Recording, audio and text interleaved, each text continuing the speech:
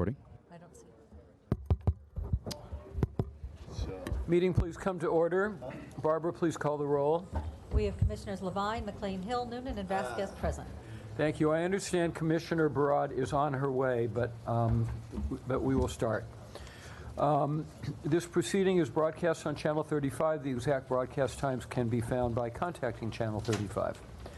I have no opening remarks, and the agenda, I think wisely, has moved a particular recognition matter up to the very top of the agenda before I call on other commissioners and public comment and the like. So this item is recognition of Gwendolyn Williams on her retirement and service to LADWP. No, Gwen, don't leave. we want to recognize you. I have a few opening comments, and I will ask my colleagues for theirs. And it is I've learned that there's a possible former commissioner somewhere in the vicinity who might want to say something.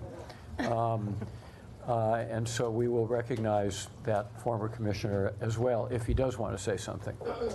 So first of all, on the formalities, the Board of Water and Power Commissioners is pleased to recognize Gwendolyn Williams, Assistant General Manager of Supply Chain Services, who retired on November 1st, 2018 after 6.5 years of providing distinguished service to the department. By way of background and biography, Gwen came to LADWP after working for the engineering consulting firm AECOM and also with LA Metro. She joined LADWP on July 9th, 2012 as Assistant General Manager and Director of Supply Chain Services and took on the task as a change agent at the request of then General Manager Ron Nichols. In that capacity and under Gwen's leadership, Supply Chain Services was reorganized to become more customer-focused, more transparent, and more accountable.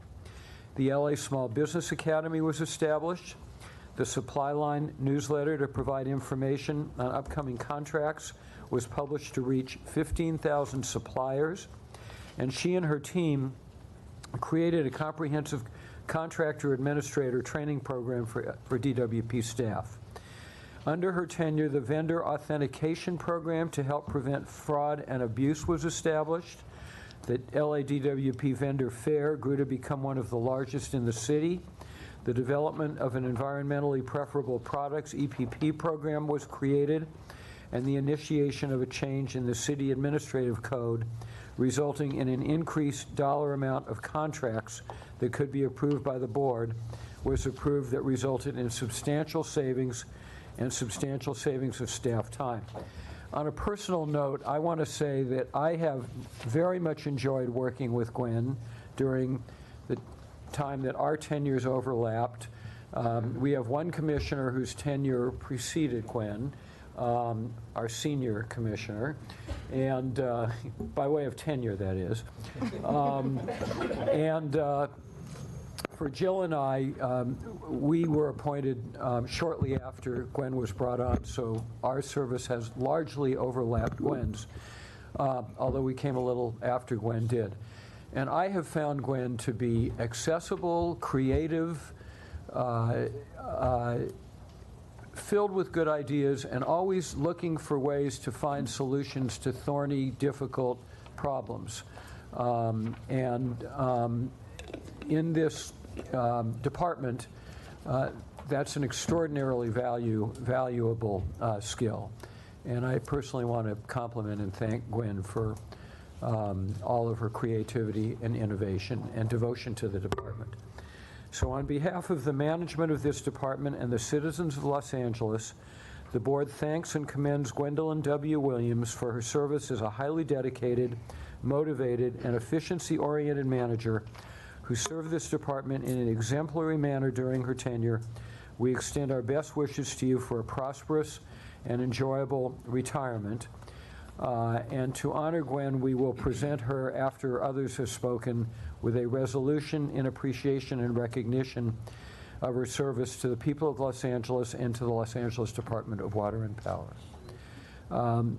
I yield to my senior colleague, God, you're making me feel old.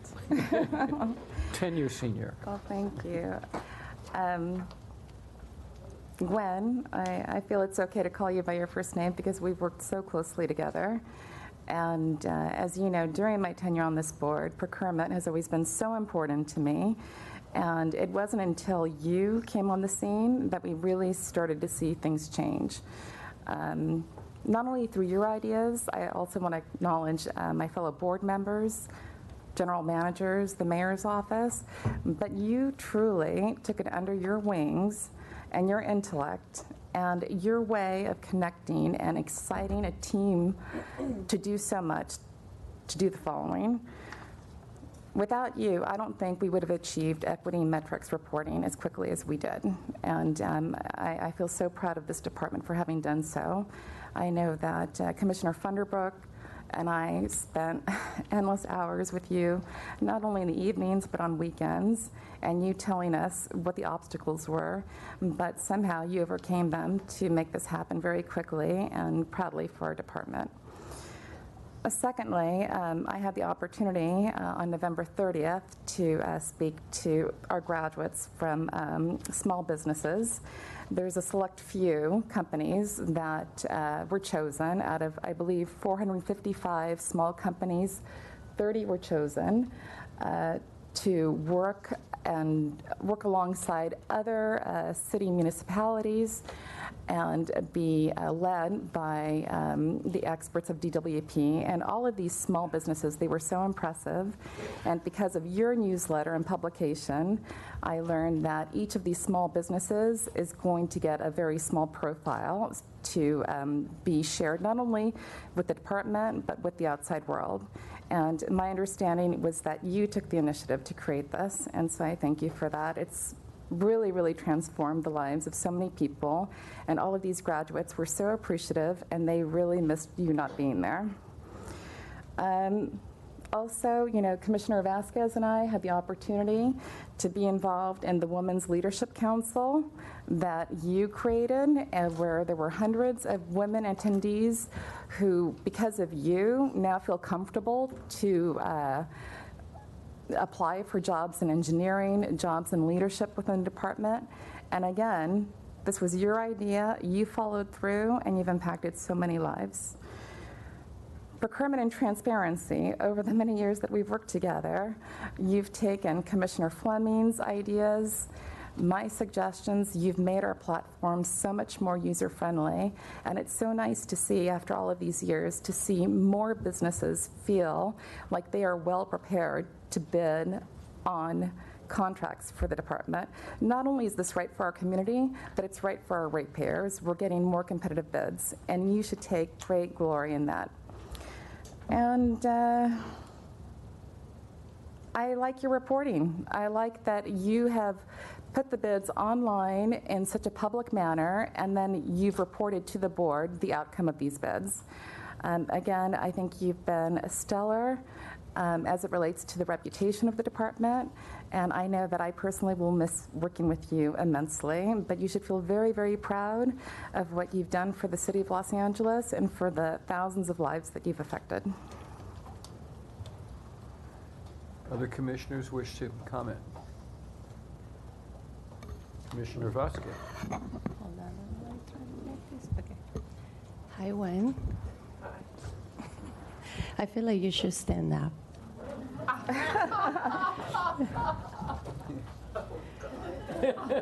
Because I love you.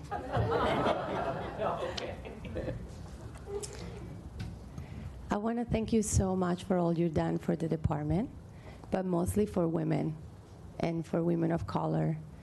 And when I first came to DWP, I had a lot of understanding of sustainability and energy and climate, but I had very little understanding of supply chain, which you taught me was so important for people like us and for folks that maybe never had access to come and work here. How important your role has been, and you have been able to shape this and make it more equitable and more accessible for not just some people, but for everybody. And I want to thank you for that. And I think that the event that Commissioner Noonan and I participated and that you invited us to speak to was really a testament of all the work, all the years that you have done. This is an incredible organization, a very, very big organization, and sometimes change doesn't come as easy. As the young person here, I think I can say that. And I think you made it eventually happen, and we couldn't be more grateful for you and for your contribution and for the seeds that you planted in all of us. So thank you so much, and thank you so much for educating me in the small things that sometimes it's not just the big things that we do here, but also the smaller things that create such a big impact. And thank you for believing in my sustainability ideas, even at that, even there, even in supply chain, and how do we can also bring the ethos and the values of the department to all of the aspects of the department. So I want to thank you so much for knowing you, and I hope that this is not the last time I see you. And I know that I hope you know that you can count on me, and that I'm here. You will always be somebody that I can rely to and that I can talk to, and I hope that you feel the same about me. Thank you. Commissioner McLean-Hill. Hello, ma'am. Our president pointed out the tenure of the commissioners who were here whose service overlapped with yours, and sadly, to the extent that mine did, it was by about 60 days, so we didn't have the opportunity to work with one another. But I will tell you this, it's one thing to hear such lovely compliments and tributes on a day like today on the mic, when everybody is doing what you could imagine that they're supposed to do. What I want to let you know is when nobody's watching, and when there was no tribute and it wasn't important to alert folks as to who you should know, you're the person whose name came up to me over and over and over again, to the point that it was flagged that your leaving was an important and momentous occasion, and that I needed to figure out a way to talk to you no matter what, even once you left the organization. It's just a testament to the very high regard in which you're held by the people on this dais, and I'm certain the people throughout the organization. And then I just want to say, on a personal note, as a person who has been committed to women's entrepreneurship for more than 30 years, supply chain is incredibly important, not because of for reasons that are more than just the obvious. It makes the agency better, it gets us more bids and all of that good stuff, but I'm very clear about the degree to which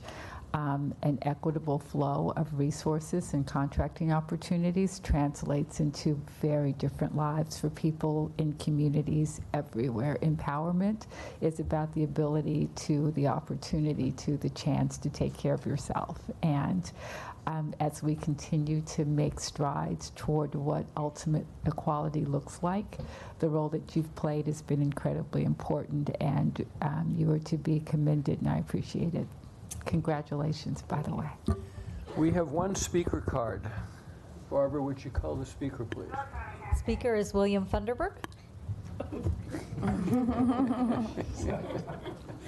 He was even hiding in the back. So I couldn't find him. It's really hard for him to hide also. Commissioner, you may have to waive the 2-minute rule on this one, though. This is going to be short. We are fiduciaries. That is, those words came out of Gwen Williams' mouth when I first met her. They were repeated every time that we sat down on numerous occasions to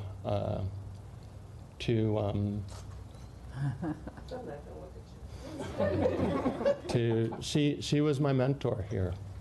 She was the unspoken one, and the one in a time right now when this board, this amazing board, has done the work that Mayor Garcetti charged all of you to do and me to do, getting back to basics and restoring trust.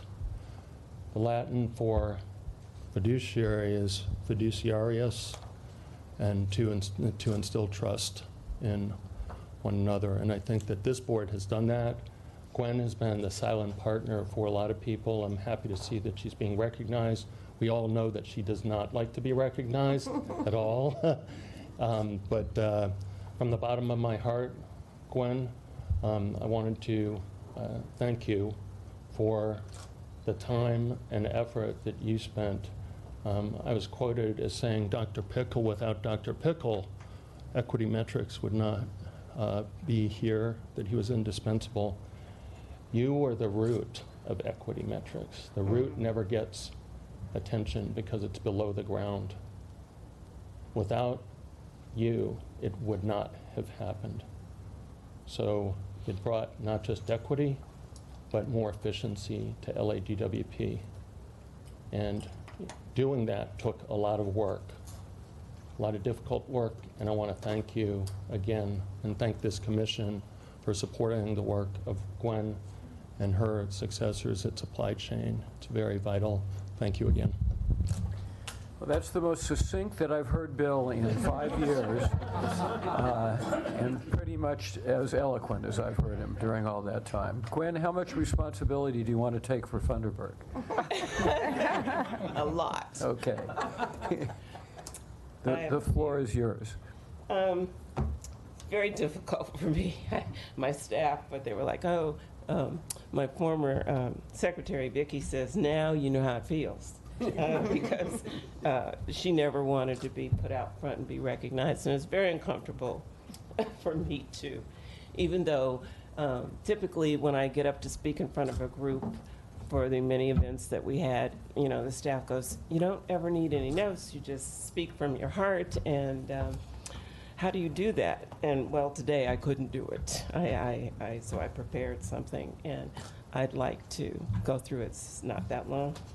First of all, I'd like to thank the board members, each and every one, for this moment of recognition, particularly Commissioner Noonan and Commissioner Thunderbird, who have always been effusive in their support of me and the Supply Chain Services Organization. In 2012, when I arrived at LADWP, I wasn't quite sure what to expect as an employee. I'd been a consultant. I'd done an audit here of the water group at Owens Lake, but this was new, my being an employee. So my friend, I think he was my friend, Tom Sales, who was chairman of the board at that time, called me up and said, I'm going to let everybody know you're my friend. I was like, no. I was horrified.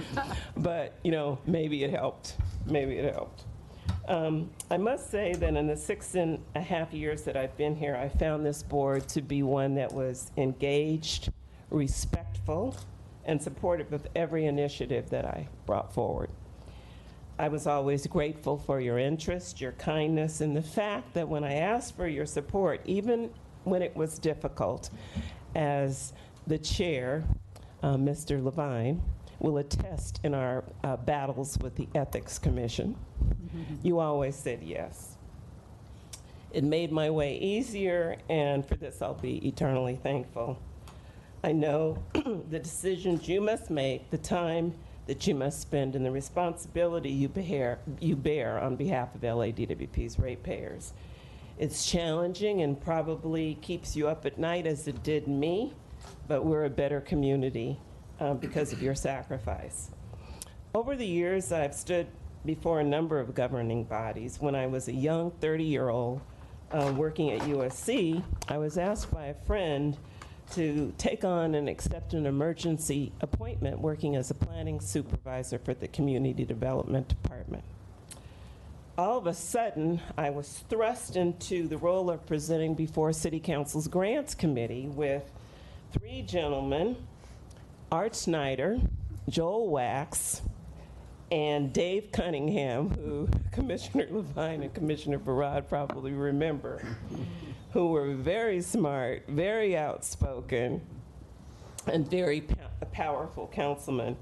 It was a baptism by fire as a young 30-year-old that prepared me some 10 years later to deal with the Metro Board, which was composed of the mayor, all 5 county supervisors, and other appointees.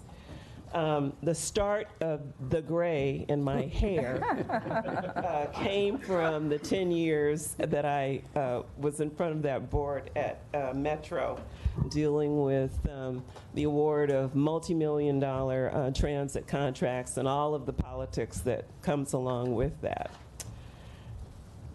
This job was probably the most challenging job that I've ever faced in my career. When I say that, people who know me, who know that I spent a year in Libya, say, "Really, Gwen?" And I say, "Absolutely." But it was wondrous also. When you're in charge of procurement and you have a responsibility to make sure that the wheels of the machine keep turning in a way that's fair and equitable, transparent, and aligns with the laws, practices set in place to ensure that the public interest is served. When I was a student taking a class in public administration at USC, I had a professor by the name of Gerald Caden, who insisted that as future public administrators, that the one thing that we had to keep in the forefront of our consciousness was to serve the public interest. It's been the guiding principle in my life. It's basically saying that you serve the interest of the public and not your self-interest, that you serve the broad versus the narrow. I've met a lot of wonderful people along the way in my private and public sector life. People that I've met here at LADWP have just been incredible in terms of helping me accomplish all of the things that I was able to accomplish. It, certainly can never be done without a team. And I'd like to thank them at this time also. In closing, I wish you well as you continue to fulfill your fiduciary duty to provide reliable and sustainable power and clean water for our current residents and for future generations to come. There really, truly was no need for this moment of recognition, but my mother insisted that I be gracious and accept, and I thank you. And I'm grateful for all of that you've done for me, and I want to thank you from the bottom of my heart. Introduce my son, Wakwanza, who's an employee here at the Department of Water and Power and Customer Service, working under Sharon Grove's department. And I wish you happy holidays. Thank you. Thank you.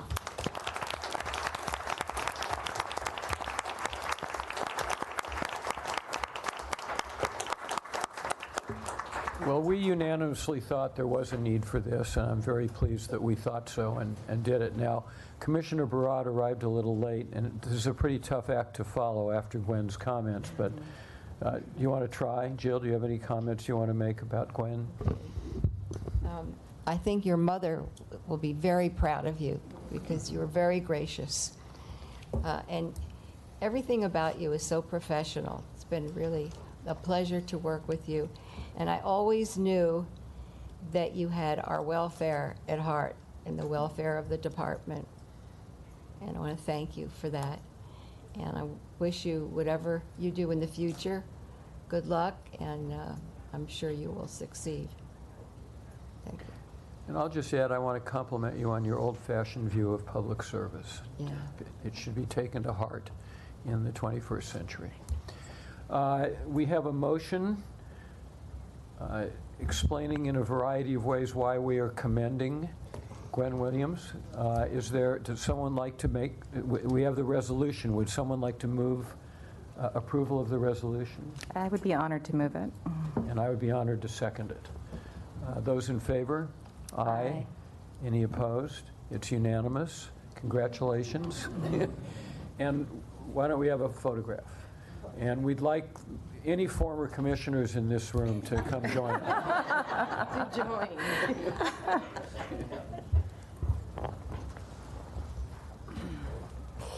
He really does sit down in the chair.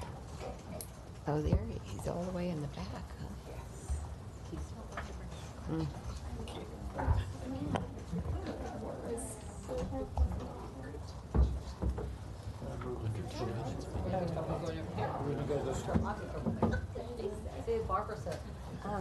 Maybe after we take a picture together, we can bring your son.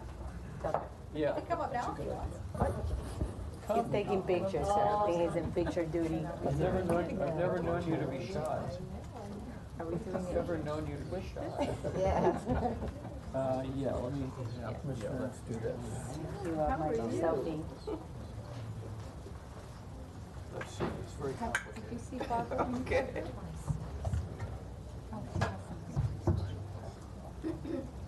Bill, I think you fit over here. Okay. Because you might be out of the frame. Everybody come over, just a little. Yeah, there you go. That's what I meant. No, I don't. Wherever the Right there. president, vice Kind of president coordinated told me to picture go. now. Yeah.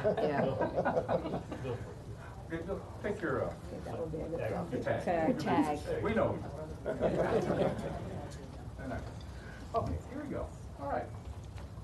Back up here. Still scoot in a little bit more if you can. That's good. Okay. All right. Okay, here's the first one. Big smile on two. Ready? 1, 2. Let's see how that looks. Okay, here we go again. Beautiful. Big smile. Here we go again. That's good right here. Another one right here. I'm going to do this for Gwen. I normally don't do this for all these people. Everybody, big group hug. There you go. One more. Excellent. Thank you. Hold on. Let me just take a selfie. Oh, yeah.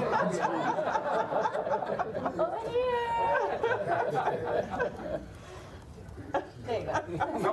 No, you want to get one with your son? Yes. One of Take two. three for Don't things leave. are totally different. Hey, don't leave. You're gonna put one more? Going to be in that one too? Here we go.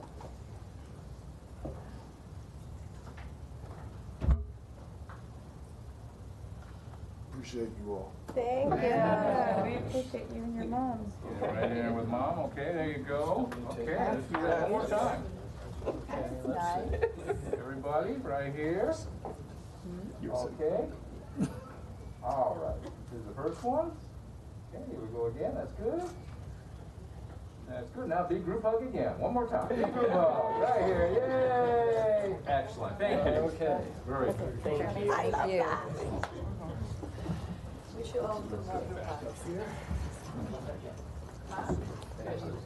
I see you laughing at your. Is that a good picture? Those are all good. Bye. Okay. I can go home and get back in my pajamas. Call me. Well, that was the highlight of our day. The group hug, you mean? I don't know about the group hug. Okay, public comment. We have, I'm told, 8 public comment cards. Barbara? Yeah, we have 9 now. 9 now. Okay, call them, please. Okay, please limit your comments to 2 minutes. The first speaker is Anthony Alexander, and after that, Jack Humberville.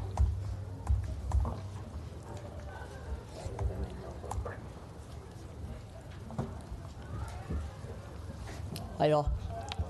I'm a researcher at Lane working on the Repower LA campaign, and I just basically wanted to comment today to ask that you support the Southern California Public Power Authority program agreement, because it'll not only further DWP's energy efficiency goals, but it'll help Repower with our goals and in ensuring Repower's success in our efforts to provide community outreach by ensuring funding is made available to efforts for canvassing and promoting energy efficiency.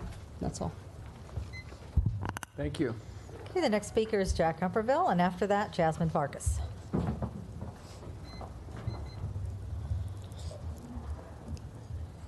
Hi, my name's Jack Humberville. I'm with the DWP committee. Several things. One is I'm disappointed at the agenda that you have still have failed to outline what the litigations are all about and give us a summary description, which the city does, which I think would be a decent precedent for the board. The second thing is that I think we need some more information on the pensions. According to my numbers, the city's the department's pension fund is underfunded by $3.8 billion, $1 billion more than you all think it is. That's 78% funded as opposed to 88% funded, and I think the ratepayers as well as the citizens of Los Angeles deserve a thorough explanation of what's going on there. Finally, I wrote an article on the Silver Lake Stormwater Capture Project. How you guys ever approved that, I have no idea. It makes absolutely no financial sense. The city is snookering us. The ratepayers are going to be tagged for millions and millions of dollars for this. Rather, the sanitation department should be financing this, not the Department of Water and Power. We can have a take agreement where we offload the water. Alternatively, we could have Silver Lake have an assessment district, which was one of Tom LaBonge's favorite things. I think he might have been lynched, but that's another thing. So I think the final thing on that is the website for the Department of Water and Power is just really stinks. To search for information going into that thing, it just doesn't work. The links, the URLs are just longer than you can possibly imagine. It is a nightmare to surf. The search function stinks.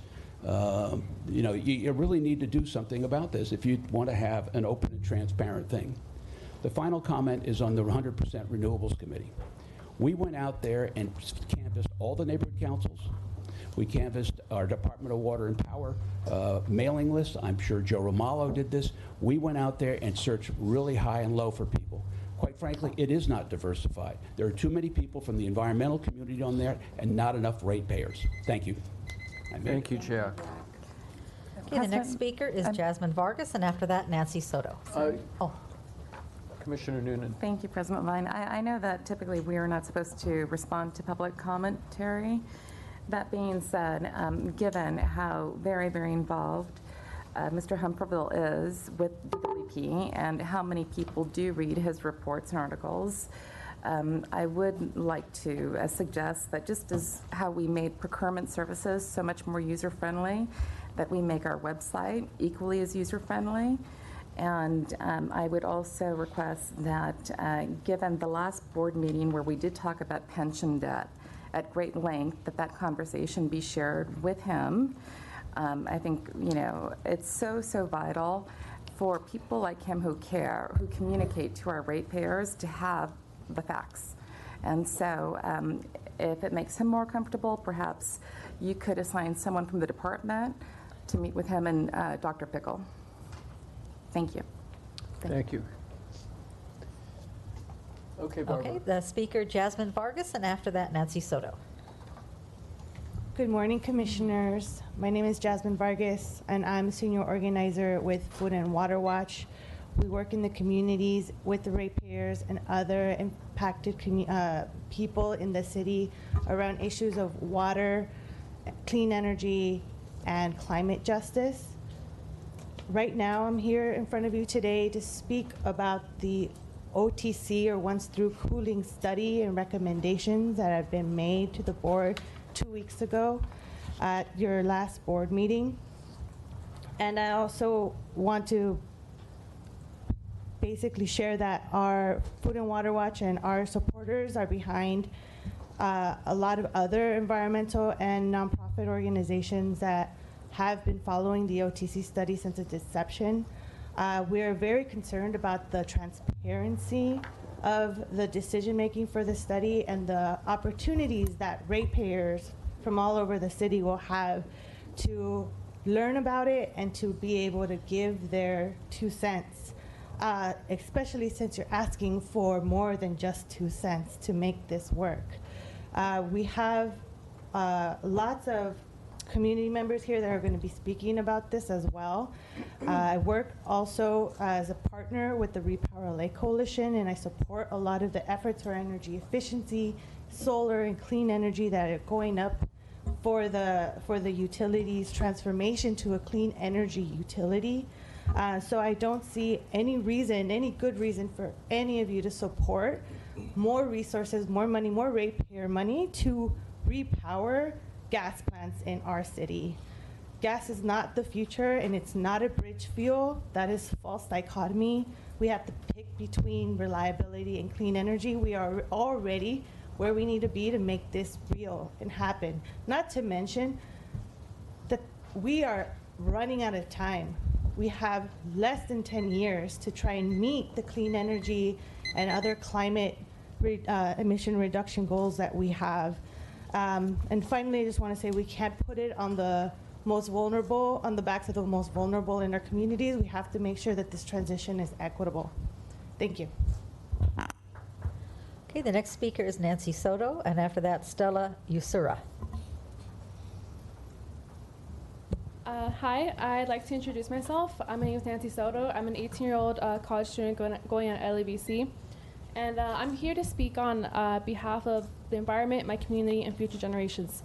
Fossil fuels really are a thing of the past. They're destroying my communities. People have to suffer the consequences for it, and it's just not fair. I have my own story to share that was probably like a direct result of these the fossil fuel infrastructure. In 11th grade, which was about 2 years ago, there was a really big wildfire.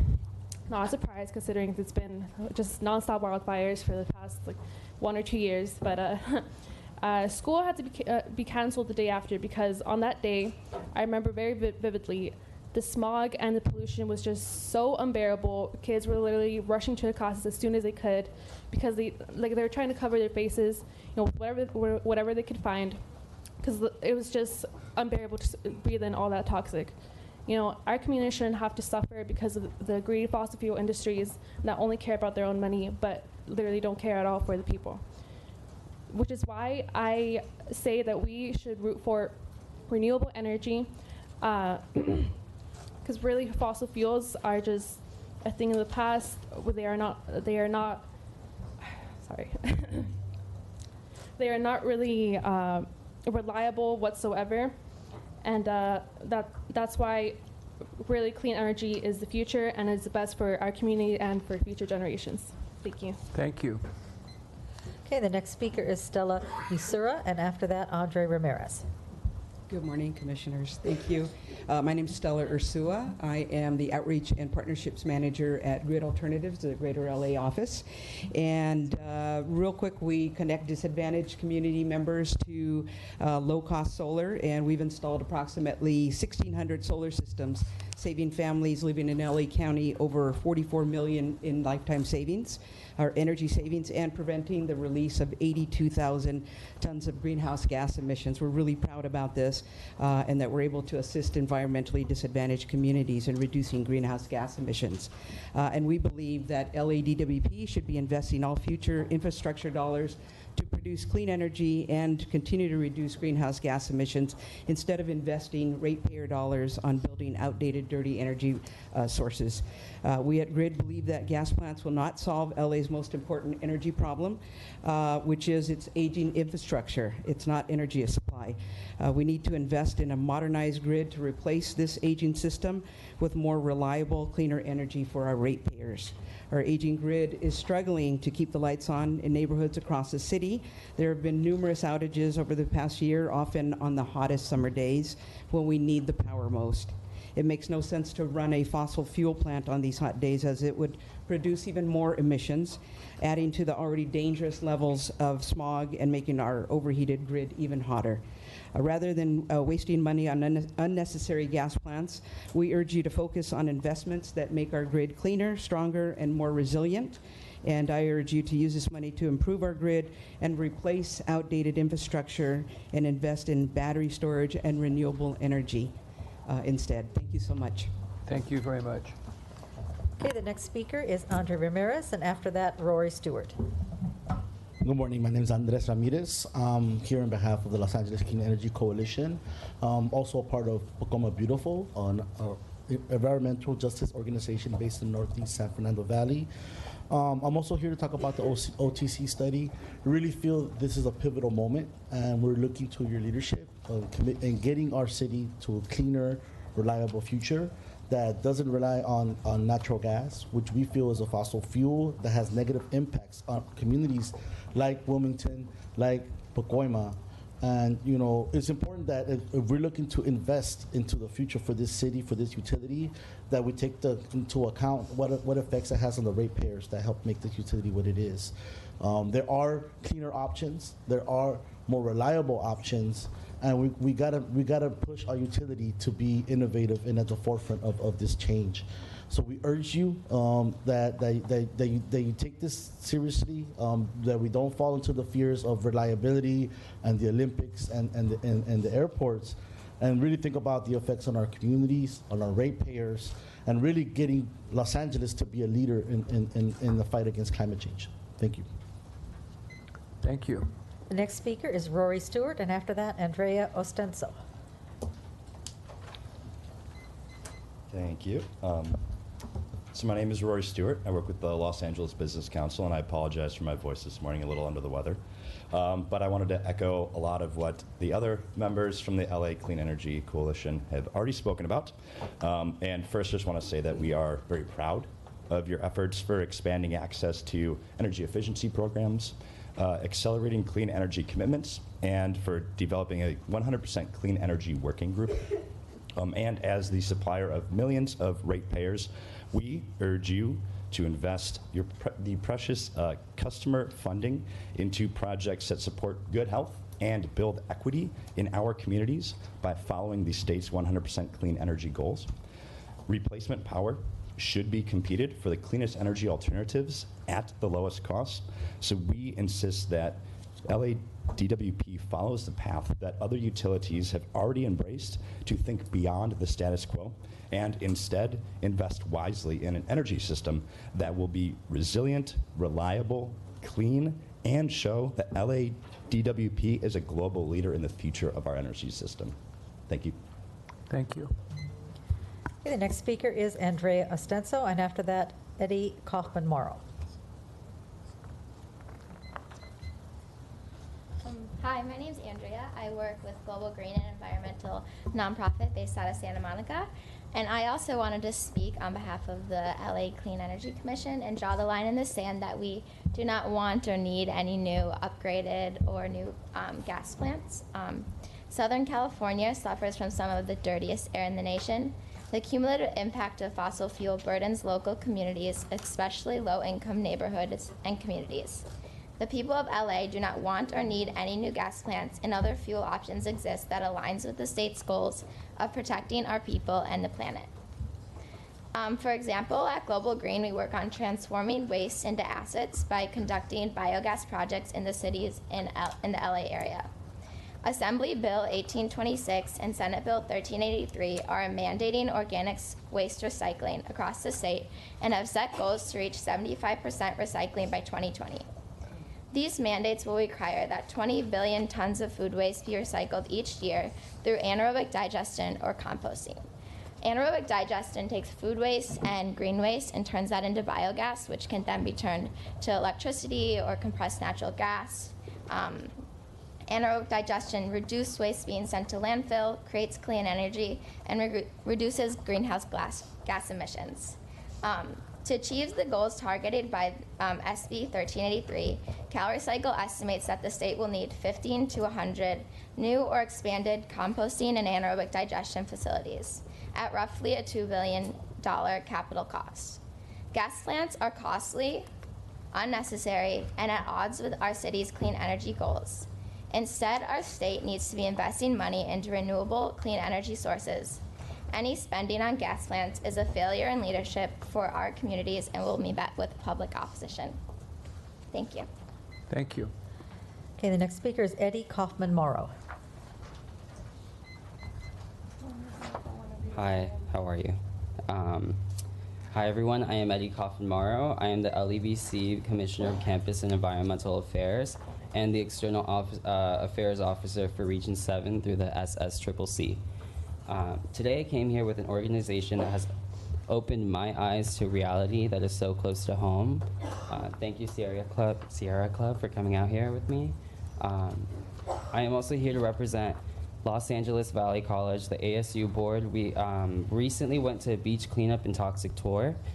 We were shown the Wilmington community and the scattergood gas plants. The most impactful moment was when I saw an abuela, an old lady, a grandma, cleaning her front yard while we were just observing her right next to an oil refinery. It's shocking to me to be able to see someone at that status living in such a poor condition right next to her home. I don't think any of us here would want that. Why do we treat other people that way? Sorry, I'm like super nervous. You can't tell. It's affecting the communities of Wilmington, and they have been paid to get sick and to be sick, and they keep getting repressed and suppressed by all of us here, I believe. In the Valley, I do not live right next to a gas plant, but my community lives with the impacts of climate change. For the example of bad air quality caused by the recent wildfires, you can even check outside your window and check out the smog. I notice it every morning. We have renewable energy options. I hope in the future that we can go into that direction, because I know we do have the options. We're at that age of, we are in the age of technology. We're able to use that and use that for the right resources and to be able to help the community to fight climate change. We'll combat. I know it's already a process that's happening, but we can help to fix the issues. Thank you. Very well done. Thank That you. was the last card for item 2. I'm sorry, is it per item? Or are the speakers per item or all speakers? That was for item 2, public comment. Did you put a card in for another item? Yeah, we had 2 cards in for item 26. No, Right, it'll be brought up when 26 we'll get to you comes. when we get to item 26. It's not general, right? This was just general. You're specific. Okay. No problem. Okay, that was the last card for That's 2. it. Okay. General Manager. Certainly, first 2 items within the first 60 days of the new year. No, wait. Sorry, I'm sorry. I'm sorry. Commissioner Vasquez wanted to comment. I just want to thank the folks that came to speak on the public comment, especially the young people that took time out of school or college and to make it out here at 10 a.m. I know at 11 a.m. I know it's a big constraint, and I want to thank you because I also read the climate assessment, given the 12 years that we have to really address climate change, and I'm as alarmed as all of you are.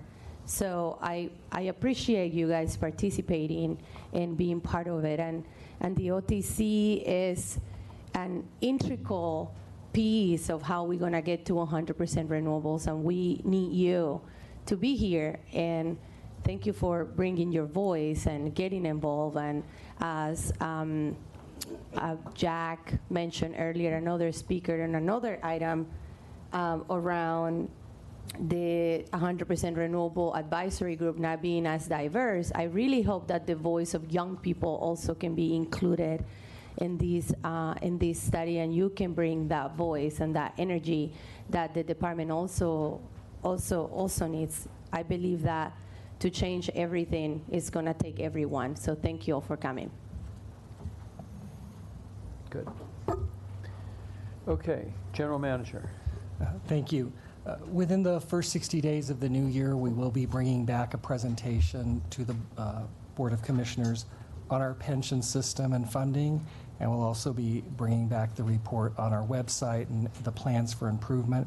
I did want to mention one item on the website that we did implement over the weekend, and that now allows customers to report outages online via either their computer or their mobile phones, and we did turn that on over the weekend, and we had about 150 people make reports through that process. But we'll talk about the larger web and the plans, website and the plans in the new year, at the beginning of the new year. Thank you. Mr. General Manager, are you also going to include a report or such around an app? Besides the website? Yes, that's all part of the presentation on communications, website, applications, Okay. social media, everything. Excellent, Yes. thank you. Just want to make sure. Comments from commissioners on agendized items and requests from commissioners relating to departmental operations. Commissioner Barad. Thank you. This doesn't want to move. Okay. We've all been reading about the homeless situation in Los Angeles, which has really become unprecedented and is not going away. Lately, Steve Lopez has been writing some articles in the LA Times that are really heartbreaking about people living in homeless situations, which are really hard to read, and particularly the children who are living in cars or on the streets. And he followed Telfair Elementary School in Pacoima, where they have more homeless children than in any school in the city. So what I would like to ask our staff, particularly our real estate division, is I would like to see a list of those buildings that we own or properties that we own as DWP that are not being used, that could be used for homeless, particularly the bridge housing, the transitional housing. I think this is certainly the time to do it, and I think it would be the right thing for us to do, the right thing for the city. We need this desperately, and I would like to see a list of all those properties or buildings not being utilized, and I'd like to see it, if we could, by city council district.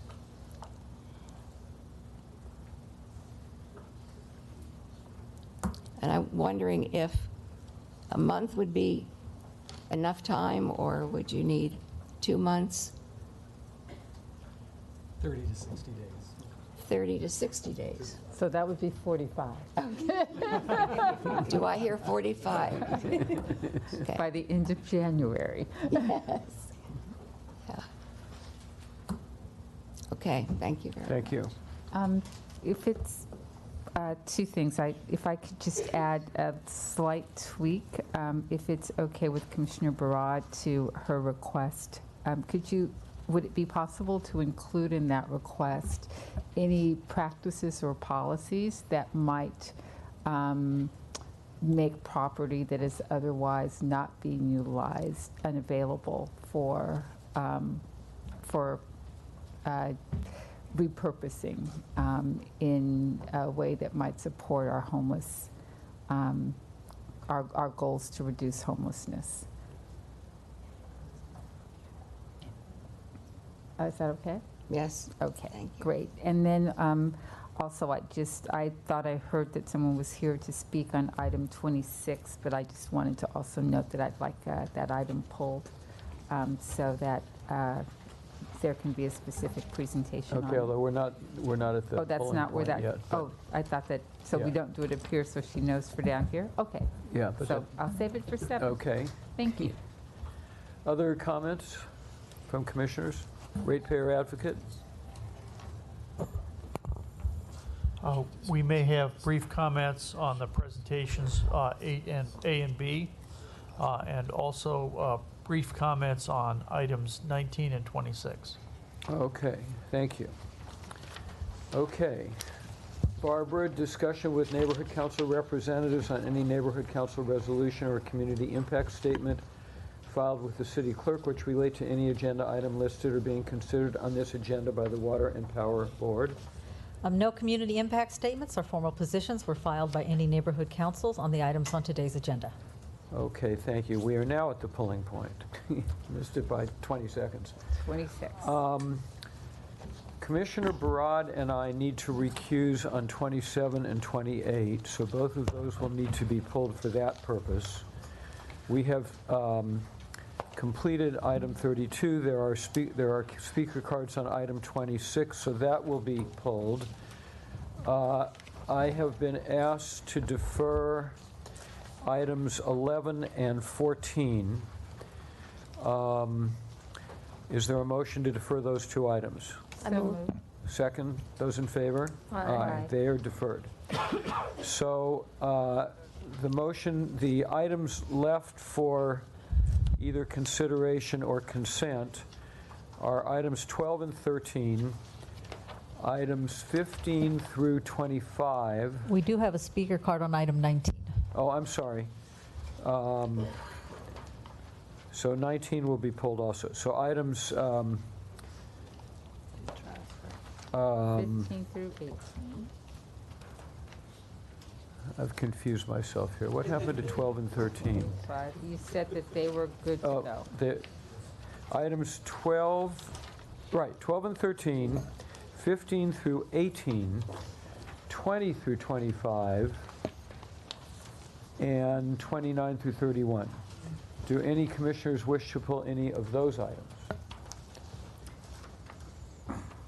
Like Commissioner McLean-Hill, I also wanted to move item 26 and specifically ask Dr. Pickle for his opinion on that item. Okay, well, 26 is pulled. So hearing no other items to be pulled, is there a vote to approve items 12, 13, 15, 16, 17, 18, 20, 21, 22, 23, 24, 25, 29, 30, and 31? Move. Second. Those in favor? Aye. Okay, the remaining items now are 11, no, 11 is deferred, 14 is deferred, 19, 26, and Commissioner Barad and I will need to recuse on 27 and 28, so those two. So we'll now call item, no wait, 11 is deferred.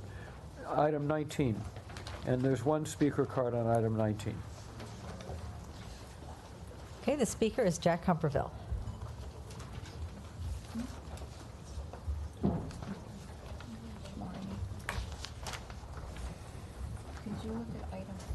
My name is Jack Humphreyville. I'm with the DWP committee. This involves the transfer of $232 million, which I believe is illegal. I have also gone to court to fight this last year's thing. Couple of questions. One is I'd like to have an idea about how this fee was actually calculated for the last 5 years. You know, it's gone from 8% of revenues to something that's less than revenues, but I'd like to see the actual calculation. Secondly is I think the Department of Water and Power should take a look at what the impact of this transfer is, especially on its debt ratio, which is now the power system debt ratio, which is now going up to 65%, again, threatening the credit rating, I believe. Secondly is, given the Department of Water and Power, the power system has a multi-billion-dollar, that's probably putting it mildly, has a huge capital expenditure budget. They're going to need every last damn dime that they can get to finance this thing without killing us in rates. Finally, I question the legality, and I was wondering what the analysis was and whether the department would share that analysis as to its legality with us. Thank you very much. Thank you, Jack. That was our only card for 19. Okay, who is going to present this item? Item 19 is the transfer to the city. Under the city charter, the department by December 31st of each year has to determine whether it's going to propose a transfer. So to be in compliance with the city charter, the department has prepared an analysis, and have prepared a package that is authorizing $232,557,000 with your approval for an adoption of an ordinance to be transferred. Council, do you want to say anything about the legality? The transfer is legal. Okay. Is there discussion? I think the only thing that I'd like to add, given Mr. Humperville's comments, is having served on this board for over a decade, I know that not only have many well-acknowledged and public figures questioned the legality of this transfer, but so have commissioners. And time and again, I've learned over the years that that it is legal and it is necessary out of protocol. So, but I don't want anyone to think that I've taken the debate on this issue lightly, because I have not. Thank you. I'll also comment that over the 5 years in which I have served, there have been numerous discussions about the legality of this issue, including with people in the city attorney's office, and including a review of a variety of challenges to this and similar transfers. And I have also come to the conclusion that what we are doing is both legal and appropriate.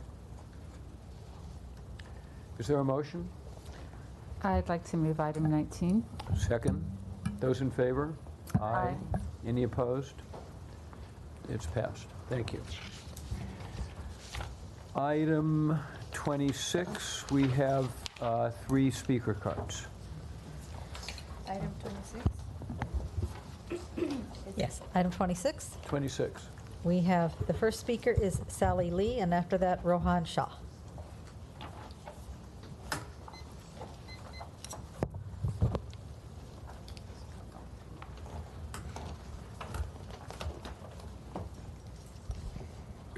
Hello everyone, my name is Sally Lee and I work for my father's small minority business that specializes in energy efficiency. For the past year, I have been unable to effectively serve the Los Angeles community as a trade ally for LADWP's commercial lighting incentive program called CLIP. I want to appeal to the board so that I can start to do so. Both CLIP and CDI are programs with the same goal in mind, to help ratepayers save on energy. However, they have different program rules and requirements, and this creates a lot of confusion for our customers and significant hindrance on our ability to assist them.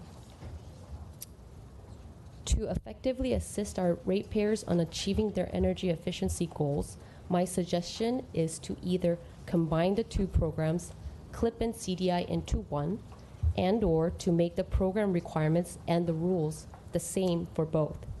This will eliminate the confusion for our ratepayers and hindrance we have been experiencing as a trade ally. And this will allow us to achieve the same goal for Los Angeles to become an energy efficient city. Thank you. Thank you. Okay, the next speaker is Rohan Shah, and after that, Jasmine Vargas.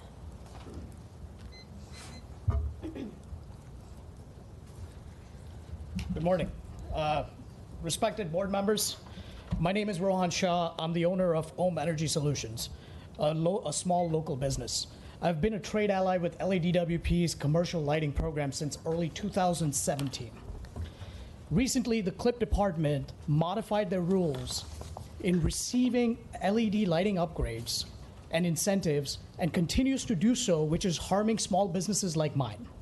They're making it harder and harder to submit applications to receive these incentives for my customers, with who I have personally spent hours, weeks, and sometimes months to develop a trusting relationship.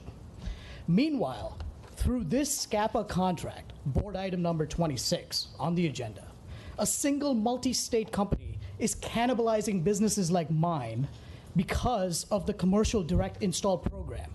The CDI program is making it easier and easier for them to take over the current market in Los Angeles. On December 26, 2017, the CLIP program sent us trade allies an email stating that any application that is submitted after December 31st, 2017 will not qualify for incentives if the customer's facility/demand charges were less than 200 kilowatts. Any commercial customer with less than 200 kilowatts in demand charges shall be serviced by this one single company through the CDI program. That company's name is Lime Energy. We had only 5 days to comply. This basically wiped out 95% of our market. Approximately 36 trade allies used to submit 400 applications a month. It's down to 20. This has seriously affected small businesses like mine. Together, we hire hundreds of locally sourced labor, many with families and small children. Speaking of Lime Energy, they were also accused of committing fraud by the SEC between 2010 and 2012 by improperly booking $20 million in revenue. the case was settled and Lime Energy paid a fine of $1 million. Mind you, this is the same company that might get another $500 million extension if this resolution is passed. I wanted to point out something which CLIP has done.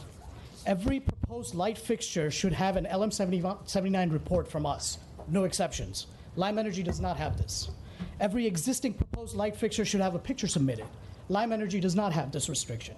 Every application must have a pre and post inspection before approval. Lime Energy has not had a single inspection in approximately 2 years. We have no idea what they've done. Every applications must have areas and fixtures separately listed. Sometimes this could be 500 line items, and it could take us days to gather. Could you wrap up your remarks, please? Yes. So anyways, I urge you to please deny this resolution to revert stringent limits set on us. Please strike the 200 kW demand rule down, because we are not afraid to compete. But if the system is rigged against us, we have no choice but to concede even before the game starts. Thank you, and I appreciate your time. Thank you. Thank you. Okay, the next speaker is Jasmine Vargas, and after that, Ashley Hernandez.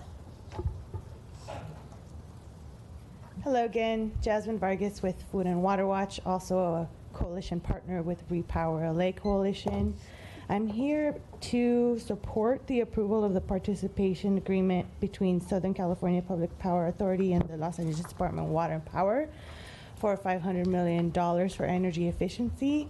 As I spoke to you earlier, I think we need to move and transition as quickly as possible to renewable clean energy. Energy efficiency is just one way of making sure that we, one, are not using more energy, especially as the demand is going up through electrification of our grid, our vehicles, and other services that are replacing natural gas. But also it's the cheapest form of energy because it's the energy you're not using. And for community members and ratepayers that have been burdened with high energy costs and will see an increase in energy costs as rates go up, we want to make sure that that burden is equally distributed and that communities of low income and fixed income don't see the burden increase on them. They will feel it harder and worse than others that have been able to meet their energy demands and meet their bills. As a community member of LA and someone that believes strongly in energy efficiency resources, we want to support a holistic approach that sees energy efficiency and distributed energy and other clean energy infrastructure like battery storage come in together and be able to meet the reliability and resilience demands that our grid demands, especially as we're seeing more climate impacts in our foreseeable future. So I end my comments to say we support energy efficiency, we want more holistic measures, and we want them to go to the communities that are most burdened with high energy costs. Thank you so much for your time. Thank you. The next speaker is Ashley Hernandez, and after that, Michelle Hassan. Good afternoon, board. Thank you so much for having this space and for allowing us to talk on very important items on the agenda. I'm with Communities for a Better Environment, but most importantly, I'm representing the Wilmington community. I can say this many, many times, but I will repeat it because I feel like it definitely needs to be repeated. I live in a community that has at the top 5% of the worst air quality in the state, and we have the highest concentration of refineries. Our energy production is something that's not only antiquated, but extremely dirty and toxic, and it has no room for any Angelino to live near and next to. Unfortunately, that's not the case with a lot of our communities that are overburdened with these huge polluters and some of the biggest generators of greenhouse gases in my community tend to be refineries and power plants, aside from the oil drilling and many non-mobile sources of pollution. With all of that being said, I'm just here to also support the release of the $500 million into our communities and really being intentional in placing them in frontline communities that are the most impacted. Another point that I really wanted to make, but I didn't have the opportunity to make because I didn't put it as I didn't put a comment card, really was on the Harbor Gateway station that is at risk right now of being brought back on into our community. We have a waterfront park within that area. Kids don't have air filters in that park, let alone in their homes or in their schools. So I really want to make sure to advocate to make sure that this power plant isn't a priority for the department. We need to make sure that as ratepayers, we are selecting things that are healthy for Angelinos and from a community that's extremely sick from a lot of this energy consumption and a lot of this energy production. I really want to urge the board to make decisions that are intentional in making sure that we have sustainable, good, healthy jobs and also residents in our communities. Aside from that, thank you all very much. Thank you. The next speaker is Michelle Hassan. Commissioners, Chair, thank you so much for the opportunity. My name is Michelle Hassan. I am with the Natural Resources Defense Council, and I am here to enthusiastically support agenda item number 26. Here's the situation. LADWP has an incredible opportunity to invest dynamically in energy we don't use. Energy we don't use means less greenhouse gas emissions, and we've been working for a good year and a half or so with the department's energy efficiency program, and they are very open to exploring creative ways to find these investments and to ensuring these investments reach low-income communities, low-income multifamily housing, to expand programs that are so effective for low-income residents and ratepayers throughout the Los Angeles region, such as HYPE. We really do look forward to seeing how this $500 million investment in energy efficiency can also increase potential jobs. Natural Resource Defense Council, along with Lane and several other partners, are releasing a report that we'd love to reach out with you, commissioners, and educate you a little bit more. But the potentials through energy efficiency investments to create 3,000 jobs, save ratepayers $68 million annually are incredible. This is an opportunity for Los Angeles, again, to lead the nation in climate-conscious investments that create jobs for low-income residents and save low-income residents money on their utility bills. So thank you, and I hope you approve this motion to get this money out the door and start investing it wisely. Thank you. Thank you. That was the last card for item 26. Okay, I know Dr. Pickle has comments on 26, but why don't we hear the presentation? Do you want to do your comments first or after the presentation? After the presentation. Okay. So is David, there's David.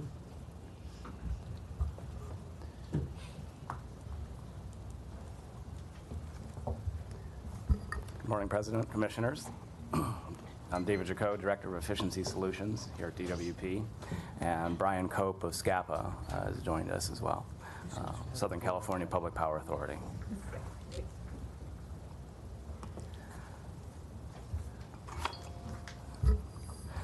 So this is a continuation and an expansion of a suite of energy efficiency programs that the board approved 3 years ago through this mechanism.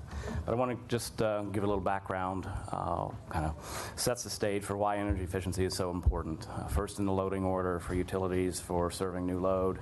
It also happens to be on a levelized cost basis the cheapest one as opposed to building new generation, whether it's renewable generation or traditional generation.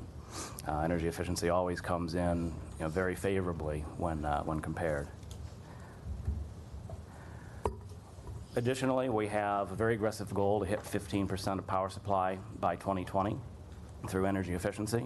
We adopted that, the board adopted that in 2014. We're well on our way. We're a little over 80% of that goal currently.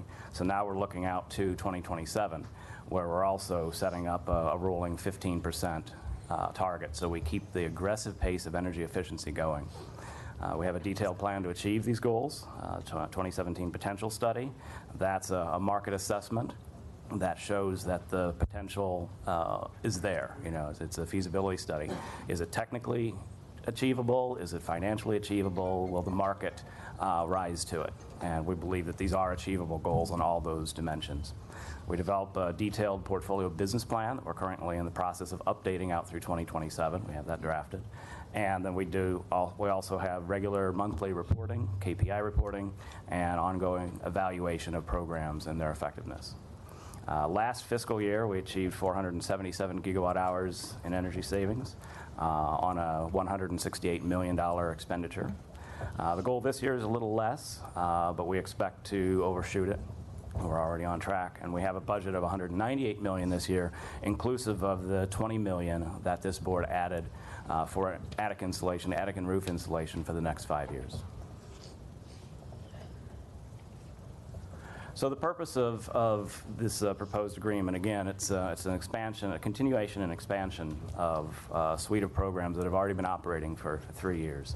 SCAPA provides the access to all the member agencies that belong to SCAPA, and so it's an opportunity for utilities, for us public utilities that are members of SCAPA, to band together and get better pricing through volume, as well as help our brethren POUs access these types of services. We're very keen to target all customer segments. One of the big things we work to ensure is equity of access to energy efficiency opportunities, to robust energy efficiency opportunities across all customer segments. So we make sure we have options for and resources for low-income customers, small commercial, large commercial, residential of all levels of income, and also our sister city and county agencies, the city facilities, LAUSD, and many others, universities too. So that leads to guiding principles that were adopted by this board in 2012, which said, okay, it's great that we're investing over $100 million in energy efficiency to get a resource result, reduced GHG and saved kilowatt hours and avoided generation costs. But let's also get some other stuff out of that as well. And one of those I just mentioned is the equity of access to all sectors, but also skilled local job creation opportunities. Because this retrofit work is all performed locally by definition. And then, of course, making our hard targets. And last but not least, working with our community-based organizations, neighborhood councils, and other grassroots organizations to build their capacity to help them, help us, help our customers. So the programs that are contained in the agreement, the participation agreement that's before you, are estimated to provide about half of our energy savings, roughly 193, 200 gigawatt hours a year on that goal of roughly 400 gigawatt hours a year. Just in terms of avoided generation costs, we expect $464 million in savings there. There are other areas of savings as well, especially from enabling the transition to more and more renewables on the grid, while at the same time electrifying more and more non-traditionally electric sectors.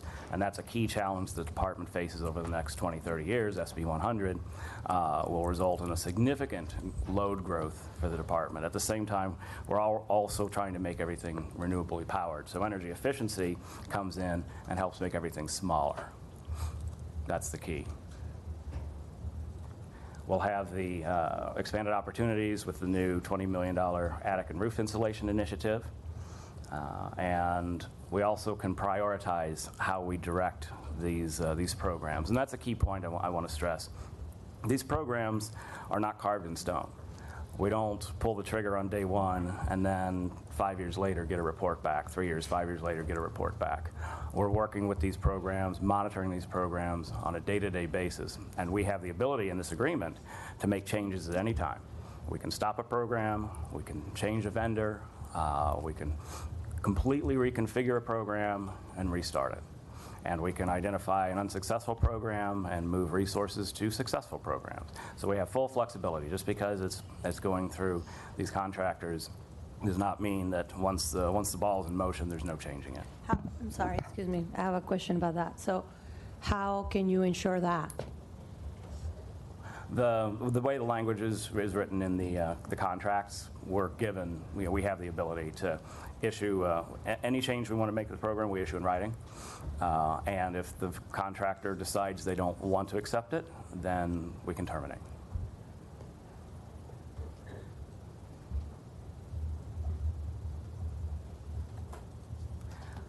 So it's 5-year max. It would be starting 2018, late 2018, ending 2022. Like I said, it's up to over a third of the total annual energy savings as we go out towards 2027 and our goals get more aggressive. Up to $100 million a year that's budgeted, so we're not asking for money, just a mechanism to spend the money that we already have budgeted, up to a maximum spend of $500 million over the 5 years. So the agreement with SCAPA, the process there is that we have a competitive RFQ that was conducted, and member agencies work together to select that as criteria, and then they become available to all SCAPA members to take advantage of. Then we do this participation agreement with SCAPA that allows us to take advantage of those contractors. Once that's in place, we don't just award a bid, a contract right away. We do a bid for a task order. So we have the RFQ, we have a stable of contractors that have already been screened on criteria, but then we do a competitive bid for a particular task, which would be a program in this example. For example, commercial direct install. Can you deal with the issues that were raised by the gentleman who made the point that this was freezing out small companies like him? Yep. Yeah, I could say a few words on that. We did implement the eligibility change exactly as he outlined. We did it specifically to eliminate market confusion because we had a situation where the commercial direct install program and the CLIP program overlapped each other, and customers were confused as far as which program to take advantage of. We decided to expand the commercial direct install program to cover the smaller CLIP customers and refocus CLIP on the larger customers, the customers over 200 kW. Now, a few comments I'll make about local workforce. The CDI workforces are all local. The administrator he mentioned, Lime Energy, is a nationwide company that implements, administers programs for utilities nationwide. But the work is all being done locally. The contractors are all local, and they are all IBW Local 11, so they're trades. And so there is the opportunity for the CLIP trade allies to become CDI contractors. But one requirement is they have to be a Local 11 shop. And that's apparently causes some concern among some of them about their ability to be able to do that. They have to be a local what? Local 11, IBW Local 11. I see. That's the electricians, the local. It sounded, and I'm not sure I followed it all completely, but it was concerning. It sounded like that we were freezing out people at a certain level, and that particularly smaller companies that were perfectly capable of doing this work were not large enough, if I understood it correctly, to compete for our business. Well, the market has players of all different sizes, and we were doing what we determined to be best for our customers, eliminating that confusion between the programs by having a cut point for eligibility for CLIP, and essentially making the programmatic decision to best serve our customers that we want to refocus those CLIP projects towards the larger, over 200 kW. Now, as far as the size of the contractor that can serve those types of jobs, I mean, that's the market's certainly important, and the job creation aspect is important, but we feel that's well covered by the amount of growth that we've been able to foster on the trade side of it, the union contractors. A lot of those union electricians, those contractors are small too. But they grow as the business comes in, and the bigger they get, the bigger customers they can serve. So if we're in the question stage, as you know, since we've now sort of moved into the area that's been of principal concern to me, first and foremost, I'm very supportive of the overall, of the actual substance of the program. But I don't believe that that we have that it's appropriate for us to do this work in a way that is kind of either or. So, from my perspective, if we're spending $500 million, I'm interested in the impact of that spend, not just from an environmental perspective, but also from a workforce development perspective. And as it relates to workforce, a local workforce, and And when we start to talk about, as we've discussed, contracting, I'm very interested in the degree to which we're able to contract with businesses that are local businesses, because that's going to go the furthest in making sure that we're building a local workforce.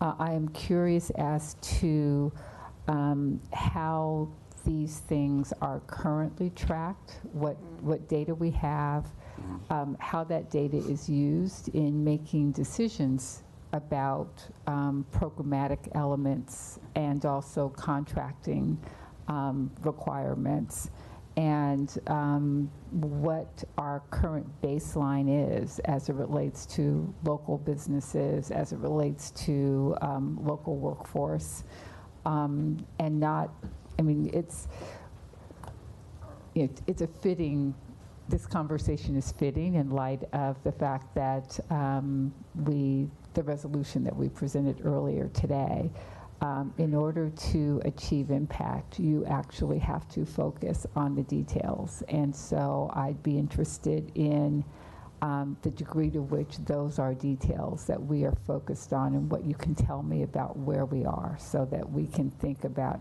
what else we might be able to do. Sure. So, on basis of those conversations, we've begun very preliminarily baselining the workforces on the CDI program as well as the AC optimization program. Those are the two biggest programs in this package from an installer standpoint, from a staffing standpoint. Preliminarily, we have determined that of the 109 or so union electricians that work on CDI, about 16% are residents of the city of Los Angeles. I'm sorry, what percent? 16% are residents of the city of Los Angeles. About 68% are residents of LA County, and the balance are outside of that, typically Inland Empire or Orange County. So that's starting information. The next step, and then on the AC Tech side for the AC optimization program, we have identified that about 25% of about 192 AC techs are residents of the city of Los Angeles. And again, the balance is mostly LA County, and with then some further out. So that's a starting point. But that shouldn't be the ending point. We can take it across the rest of the programs that are in the portfolio, as well as the companies themselves where they're headquartered. With that baseline information, then we can definitely start looking at ways to boost LA companies and LA residents being prioritized to work on these programs. It's something we've never done before, but I think it's time. I think it's a good idea, and we can certainly pull the data to figure out how to do that. That's very expensive. Did you say that we spent $168 million last year? Mm-hmm. And how much savings on gigawatt hour we got?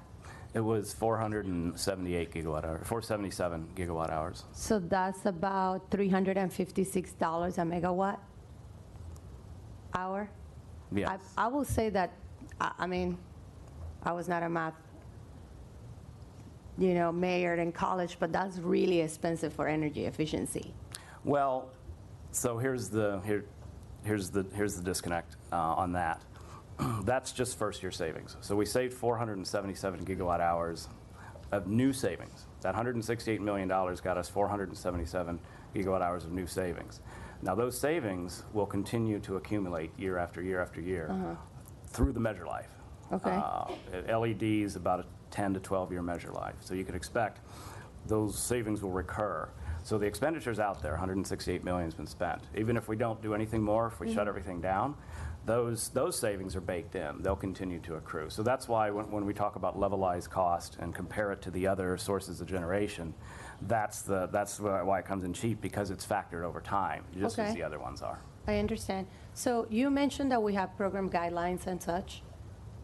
And where can board commissioners or local businesses find them? We have, the website publishes all the information.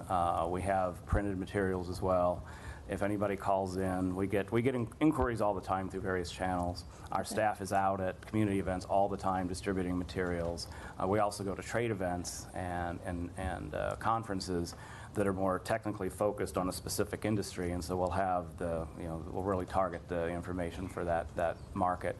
But basically, if somebody has a question, they can go to, either they can dial DWP, or they can go to the website and either navigate to the program or navigate to where they can leave a comment or a question. And for folks like the speakers earlier that mentioned that they had a very short notice to turn around and also be competitive with other, like a company like Lime, which is true that has been fraudulent in the past. What do you have to say about the very short turnaround for them to submit paperwork so that they can also compete and work with us? We had a really bad backlog in the program. We had customers unmet expectations, and we were adding more and more to that backlog queue. We had basically a triage situation where to serve our customers that have already had expectations set, we needed to drastically reduce the inflow. But we did not want to take away opportunity for the new customers to take advantage of the program. So we, at the same time, dramatically ramped up commercial direct install. And not only that, we looked at what our project flow had been in CLIP, and the gentleman was correct. It was about 300 to 400 projects a month. Mm-hmm. And so we told CDI, ramp up by 300 to 400 projects a month. And within a couple months, they had done that. Meanwhile, we were able to work down the backlog. But it really came down to customer satisfaction with the programs, not telling them they're going to get something, and then 6 months later, we haven't been able to meet the expectation. Mm. Okay, so we have a backlog, so therefore folks or companies or small businesses were not announced on time how they could re-enter or participate or compete. So when Is that what I hear you say? Well, so when we made the change, we were able to then work down the backlog with not as much coming in, it being diverted to commercial direct install instead. Mm-hmm. And as we did that, we got that backlog down in about 6 months. Mm-hmm. But at the same time, we established, and we worked with CDI to establish a route for trade allies who wanted to meet the requirements of the CDI program. And we established a point of contact at Lime Energy for such interested contractors to call and see what it would take. But again, since we've set the program to exclusively utilize Local 11 lighting contractors, mm-hmm. they would have to become a union shop. When was the last time you reported our savings and the benefits of this program to this board? When we do the ECAF every year, the energy cost adjustment factor, that comes up. But in terms of a formal board report, it's overdue. I'll agree with you. And when was the last time? The last time we did a formal board report was probably the last time we were here for this SCAPA agreement, which would have been March of 2016. Okay. So I'm very supportive of energy efficiency, as you know. You and I have worked together closely. I have worked with a lot of community groups around energy efficiency. I believe that energy efficiency can help us get through the finish line to many of the programs that we have here. I also believe that the best energy is the one that we don't consume. So in essence, I believe that what we're trying to do here with energy efficiency is good. I'm worried that handing this funding to SCAPA will take away transparency from us and also local control. Just to be transparent, I've had nothing against SCAPA. Mm-hmm. But I'm worried that since I have been a commissioner here, I have not heard a reporting around energy efficiency. And we just ramped up the funding for more energy efficiency in our last budget. I'm worried that working with a bigger agency we will lose oversight, and it will result in transparency, and also it will result in us not having more the workforce development and the local jobs thriving here, which is something that I'm very supportive of. And of course, these jobs going to IBW 18, which is something that I strongly support as well. Mm-hmm. if you like, I can make a couple comments on that. As far as the loss of control, I don't see that as a concern, because SCAPA is just the mechanism. SCAPA doesn't dictate any of the terms of any of the contracts or the task orders. We But they're manage those. choosing one company to procure $500 million. Well, we choose the company. So how is Lime playing a role here? Well, Lime is the implementer who then hires the subcontractors, the local. So we're going to give power to a company that is fraudulent. We're going to give them $500 million for them to then procure to other people and trust them to do that locally here in Los Angeles. So, a couple things there. The program we're anticipating for Lime is $66 million a year, which if it proceeded at that pace for the entire 5 years would be $333 million. Lime has gone through ownership changes. I don't think they were Lime when they were Lime in 2012, they were a different company. We hired a different company. There was a merger. There was blowouts of staff. These companies change management and which I find it very troublesome also. Well, not helping the case here, David. But there's other contractors out there too. But Lime has, in my estimation and our experience with the contract thus far, and the 15,000 customers they've served thus far, under the current agreement and the 423 million kilowatt hours they've saved for us cumulatively, which we do see in I just want to say our studies. customers have multiple interests. Our customers' interests extend beyond simply receiving services from us. I mean, an agency of this size sitting in this city, spending the money that we spend, our customers have an interest in thriving communities, and that includes small businesses, and it includes people with job opportunities. And I'm not clear that that is being sufficiently prioritized, nor am I clear that that is one of the driving tenets in how we're thinking about implementing this work. And until we walked in here, I'd never heard of Lime, but I'm not terribly happy about what I'm hearing. And I just want to underscore that I am as concerned about the mechanism as Commissioner Vasquez. And at a certain level, it's not just about from the public sector. I mean, it's just not about getting it done. How we get it done and getting it done in a way that reflects our global values is critical. And I'm always particularly troubled by circumstance where we take one virtuous objective, so here, energy efficiency, and that is raised up in a way that obscures or that is used to block out other values that, from my perspective, are equally compelling.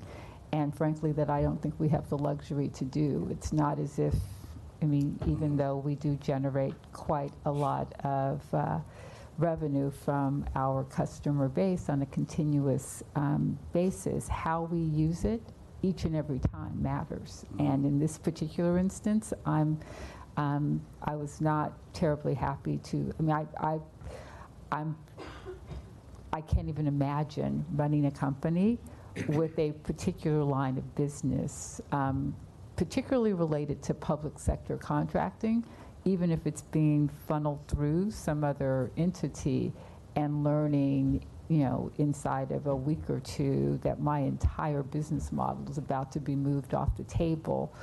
And the idea that I can perhaps recoup by going to Lime just seems like a bit of, unnecessary salt into the wound. May I make some comments on our reviews of the program? Please. That hopefully will help clarify some things. First, the board set in 2012 some very aggressive goals for expanding energy efficiency. And these programs have successfully grown very rapidly, not quite at the level of the ambitions in 2012. But have expanded substantially to continue that expansion, they need some way of simplifying some components in the procurement process. But one of the major concerns is the economics of this, since that's the perspective we're required to take.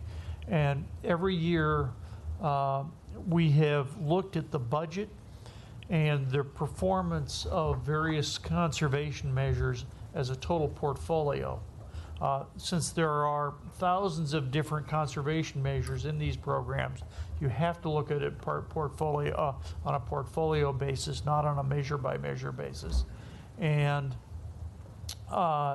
the Power Energy Efficiency Program has done very well. Every year in advance, they've given us their budget of projects rated overall as a package in terms of economic performance versus the performance of those measures or share of those measures as budget. And they have consistently exceeded their budget expectations on the most economic projects.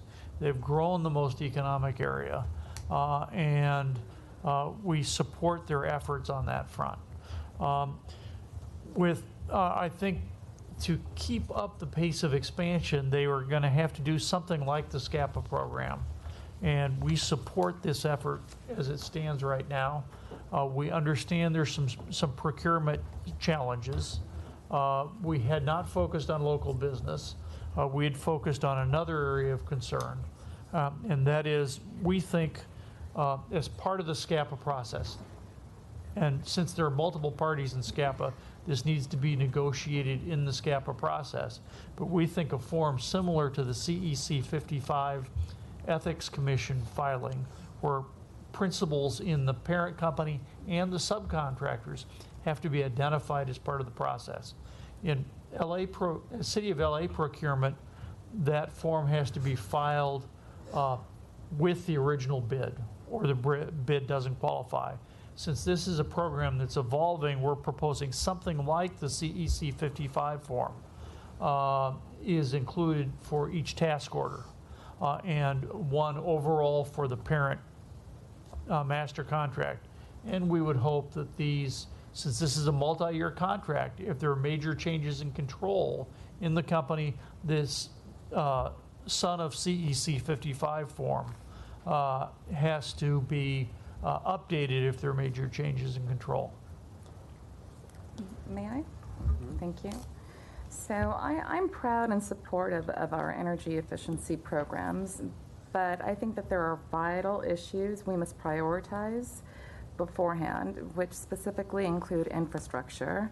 You've heard several people from the public comment about the fires. I've spoken with General Manager Wright, President Levine, about the potential litigation that's being faced by PG&E, which will go up to as high as $16 billion. And although this is not resolved, it's very, a lot of sources allege that it was due to their lack of having proper infrastructure that this yielded the fires. In my opinion, even though we should be supportive of energy efficiency programs, they definitely have to be more well thought out, just as my fellow commissioners outlined, in terms of procurement and the contractor selection. I personally do not feel comfortable agreeing to giving $500 million over 5 years when I think that there's more pressing issues that this department needs to face. And I would welcome having you come back with another energy efficiency program, but one that is more well thought out and protective of our ratepayers.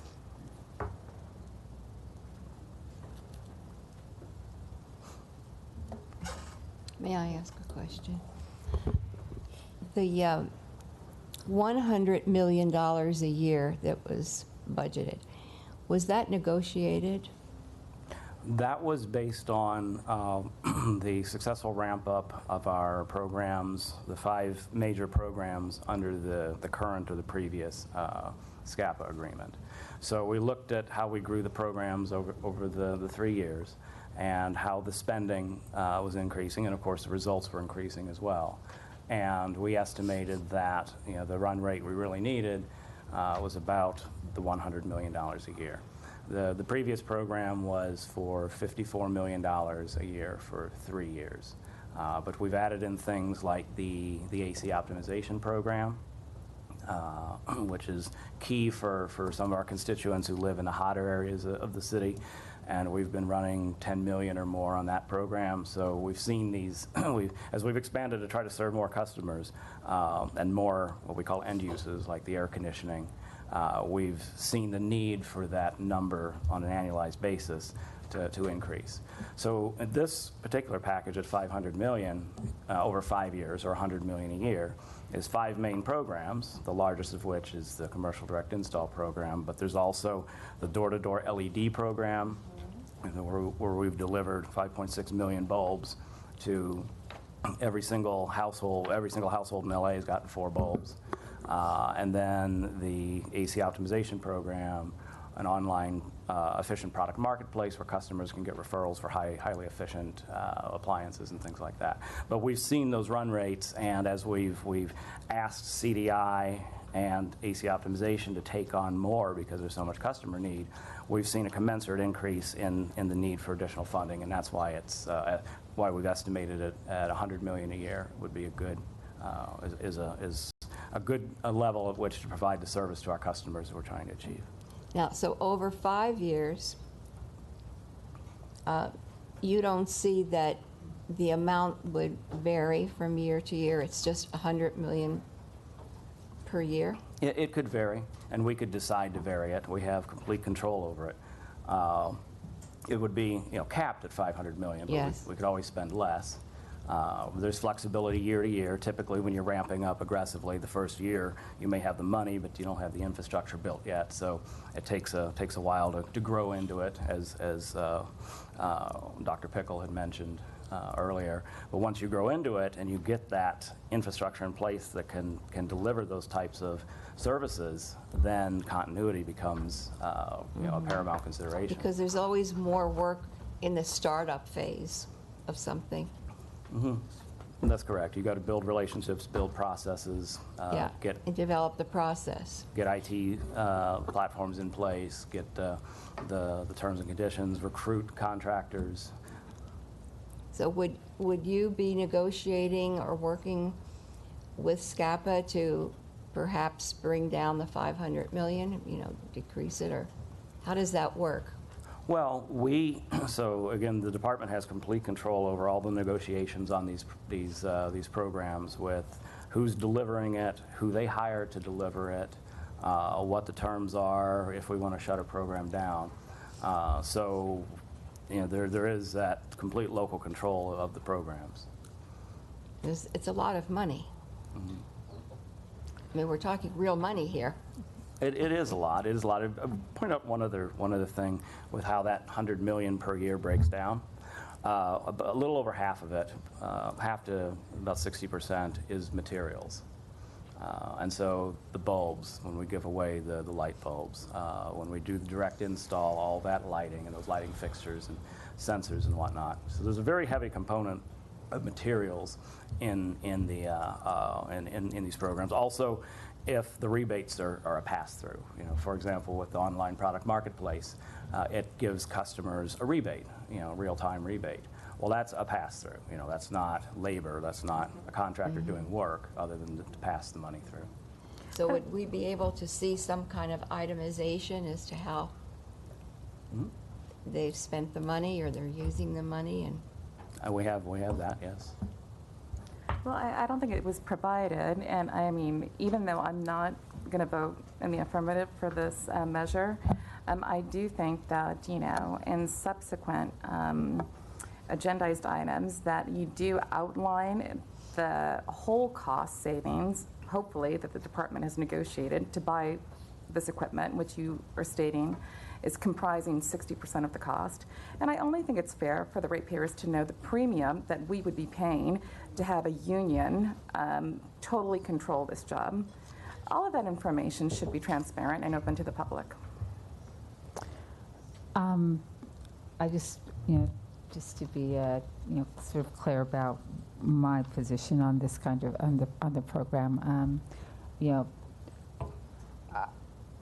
I heard your response to Commissioner Vasquez's question relative to the overall cost of the savings, and also Dr. Pickle pointing out that from a ratepayer perspective that the program is performing well. And as I've indicated at the top, I'm very supportive of these kinds of activities. I think they are a critical part of reducing our overall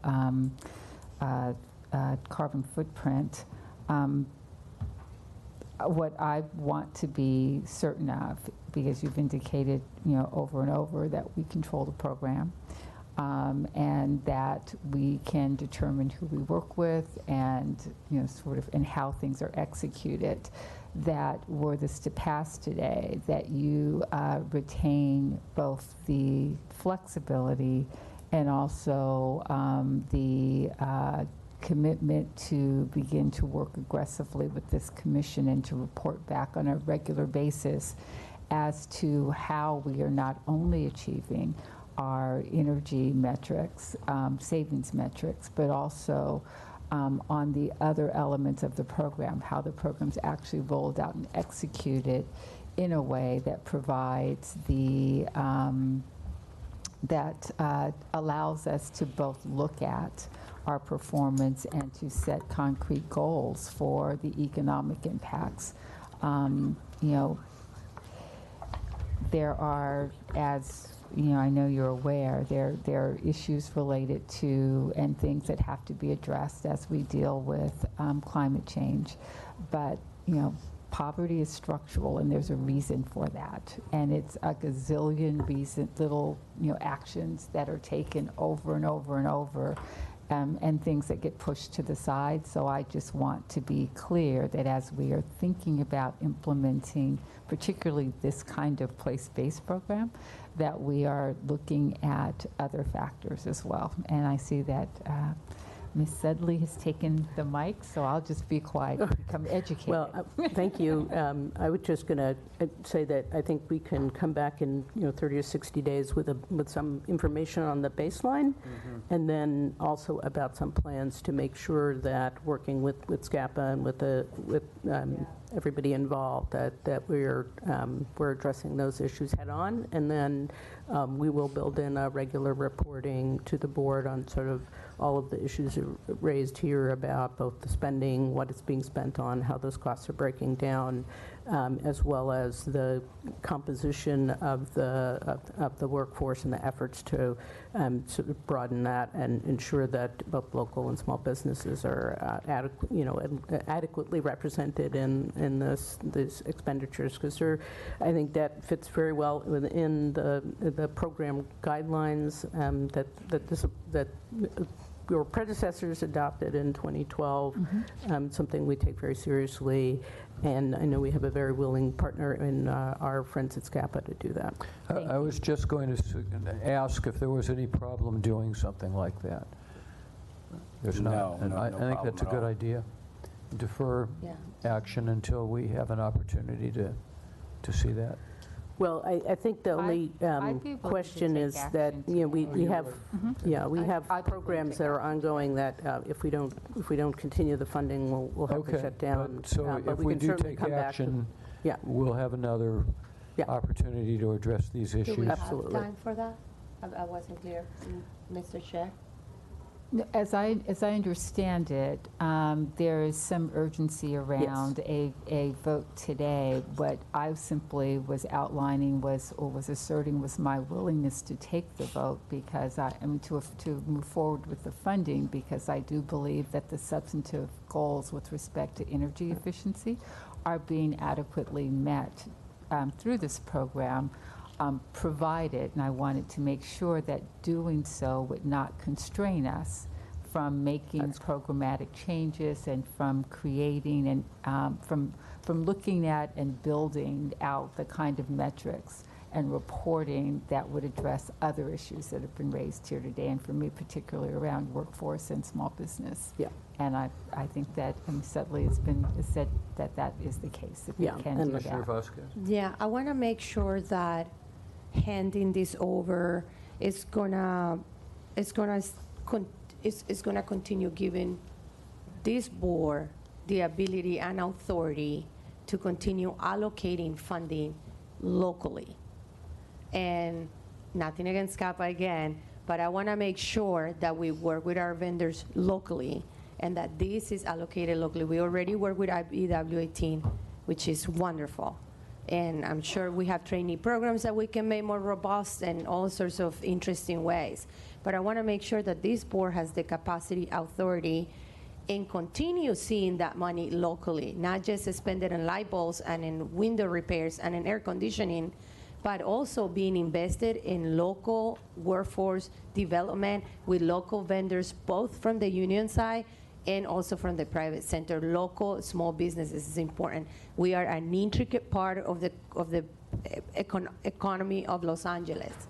We have to live up to that. So if we can also include that in that report, I would love to see that. Well, and I have to, Brian could kick me under the table if he wants, but just within terms of SCAPA, I mean, we are SCAPA. All of the member agencies, SCAPA is the umbrella for the member agencies, including us. So we all, us as well as other local public power agencies sit on the board of SCAPA.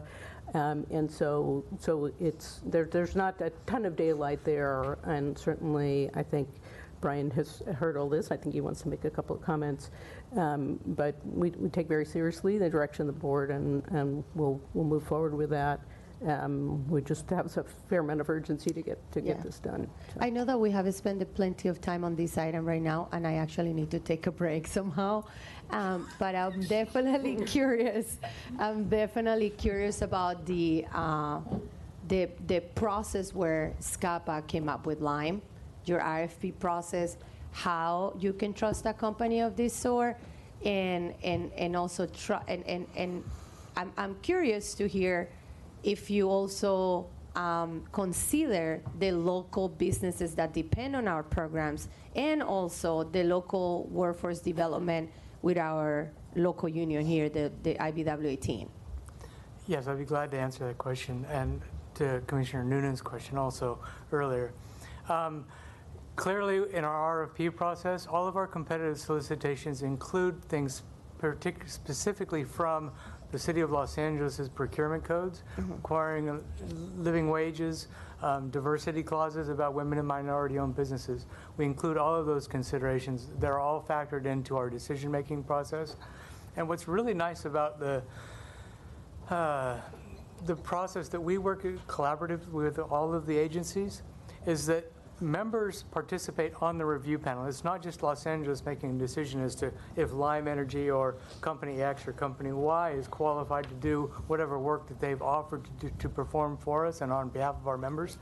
All of the members are involved in that process. So it wasn't that just David or his staff was able to say, we want this company. So it's a very, like I say, it's a very collaborative effort. And so no one person has a single vote. LA, just because they're the largest, everyone has an equal vote. Anaheim, Azusa, Banning, their votes is important to me and to SCAPA as Los Angeles That vote. doesn't sound very equitable. I was going to say that's not helping. You've got to understand, though, that Might sound equal, but might not be equitable. Just saying. Understood. I recognize that. However, what I'm trying to get across is we work together to find companies that meet the requirements of all of the participants, not just a single participant. And what's really also nice about it is you'll find that because all of the publicly owned utilities are very similar, their goals are very similar. So if it works for Los Angeles, it often works in Anaheim or in Azusa. So we work together very well. The part of the collaborative, Commissioner Noonan, to your point about transparency and wanting to know what the value is, in our last year's reporting to our SCAPA board, it was estimated that the savings that the members receive in the energy efficiency programs is at least 15 to 20% over what they would have received from vendors if they would have gone out on their own. So I think if 60% of $500 million, that's $300 million, then you'd probably be paying an additional $40 or $50 million for that if the department would have gone out for those services or those products on their own. based upon those metrics. I appreciate that. However, I do think that, an outline of information that I outlined, I think it really is appropriate when we're contemplating a $500 million expenditure. I'm actually quite shocked that a vote is moving forward, given all of the questions and comments that were yielded not just by myself, but by my fellow commissioners and that of the public. I'm surprised a vote's going to be taken. And again, I think the bigger issue isn't so much about the loopholes and the problems that this contract has, but it's really about thinking about what could $500 million do in protecting our citizens of Los Angeles with failing infrastructure and potential additional fires. That's my commentary. I know we only got 2 minutes, but there's a lot of rebuttal to this. And it's with proof. Well, you'll have to bring that up with staff. I'm sorry. I'm wondering, could just make one comment on the concern about infrastructure expenditures. Not taking any issue with that, but other than to say that as we are able to reduce our load or slow load growth, that does relieve some strain on our infrastructure. So it's not just the sort of the savings, thinking about the savings in terms of reduced fuel costs and other things. It does actually help to reduce the strain on the infrastructure, and one of the ways that we prioritize programs is also looking where there are constraints on the grid, and so we're able to target some of those programs. It doesn't.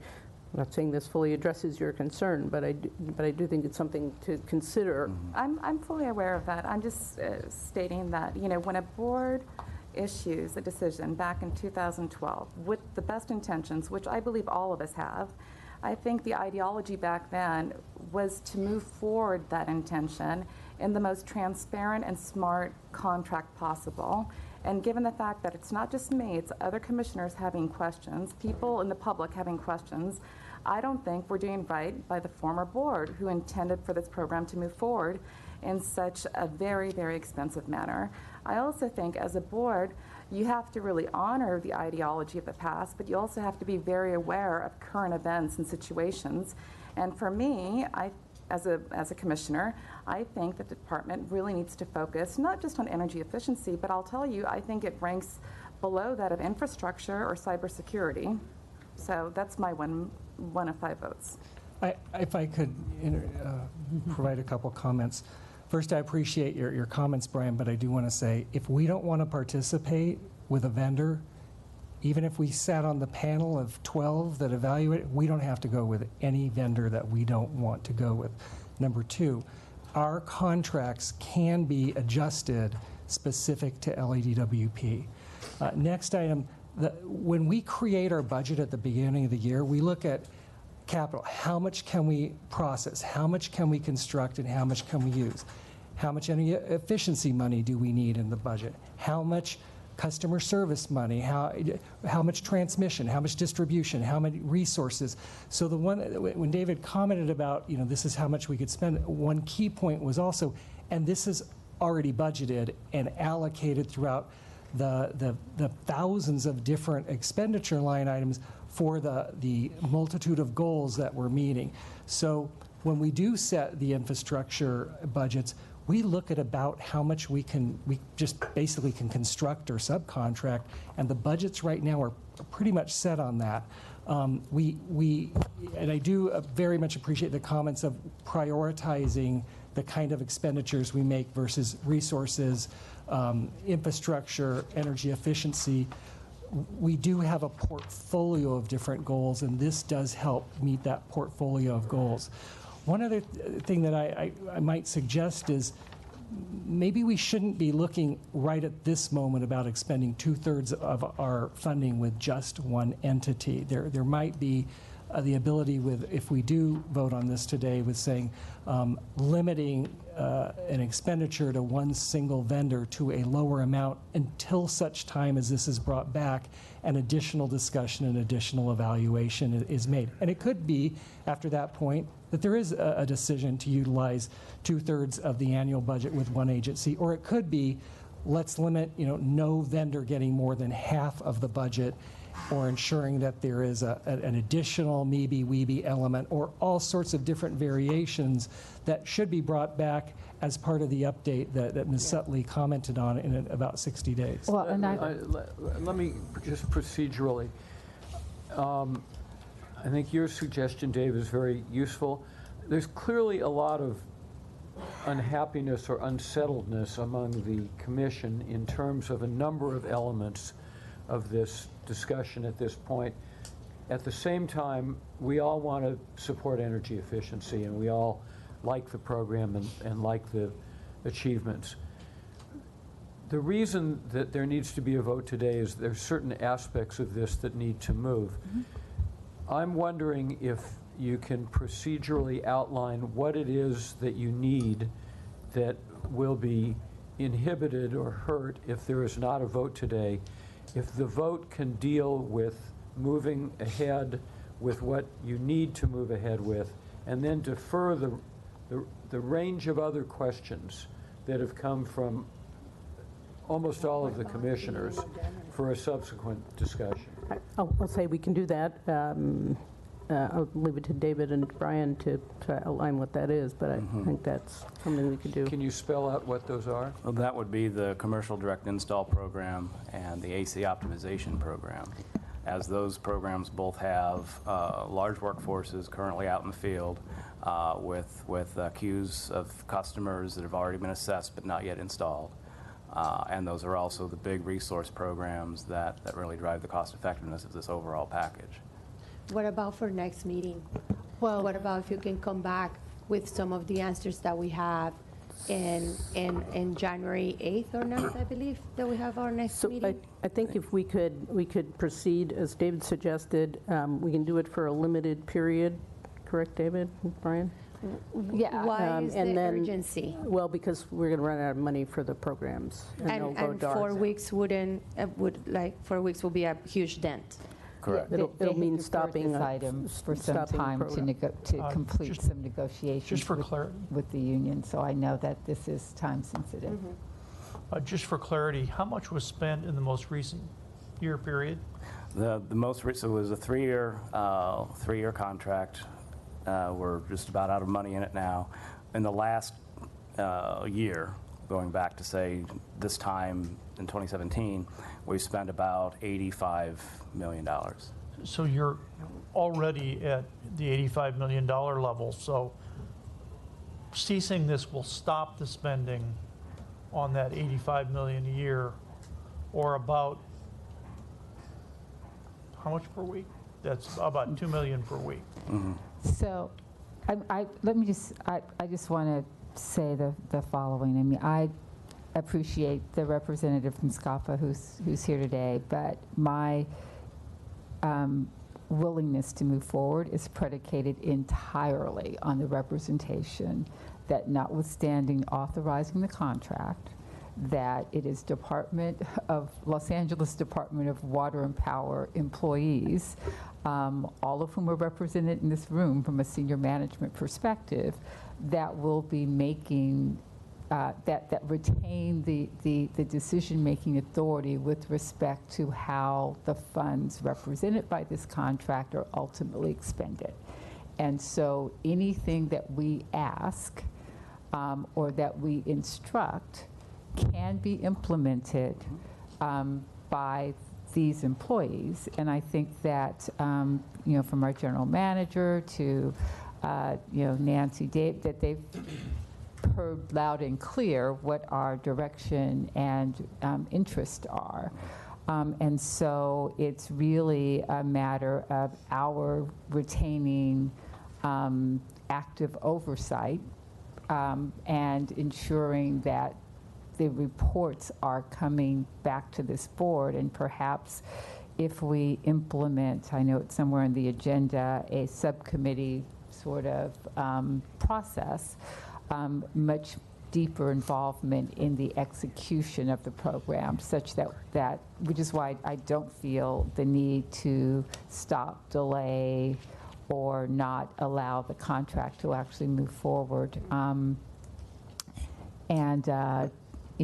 I again want to underscore, completely support the objectives and the work. Just want to make sure it's done in a way that we're getting all the bang for our buck possible. What if we were to authorize, would it accomplish your near-term needs in terms of these programs to authorize an expenditure of up to $10 million in the next 30 days and to keep these programs moving? And then have you come back in a month to have this fuller discussion? I think we might need a little more wiggle room than that. Yeah, I mean, given the holidays and given the run let's rate. pick a number. Yeah. I would be more inclined to say 60 days and about 40 million. Because remember, we're looking at over 10 million a month. So Well, I would move that. Second. Is there a comfort? Wait, I'm sorry, Mr. Chair. Can we just revisit what we're passing here, which I'm in support of allocating a portion, which I heard a figure of $40 million, that will get us through the next 60 days, so that you can come back and answer all the questions and report back on how the program is doing and all the questions that we all had, so we can vote freely and in peace for the holidays. Yes, correct. Okay. Yeah, I'm comfortable with that. So, Mr. President, the first order of business would be a motion to amend the resolution to include the restrictions that you just put on it. Do you wish to restate them? It is my understanding that the restriction will be that the authorization is for 40 million dollars to report back in 60 on the items the board requested within 60 days. That's my motion as restated by council. And it's been seconded by Commissioner McLean-Hill. Are we ready to vote? I'm a little unclear, though. Are we approving this contract on that basis, or are we just giving this funding and not approving the contract? We're suspending approval of the overall contract. Okay.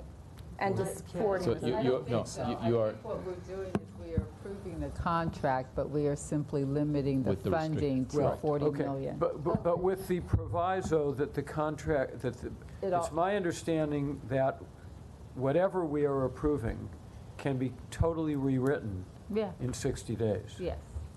Yes, it is an authorizing contract. It's not a mandatory contract. Right. So you have the ability to do the clawback at any time. But at this point, your authorization would be the authorization with the restriction. And it can be altered.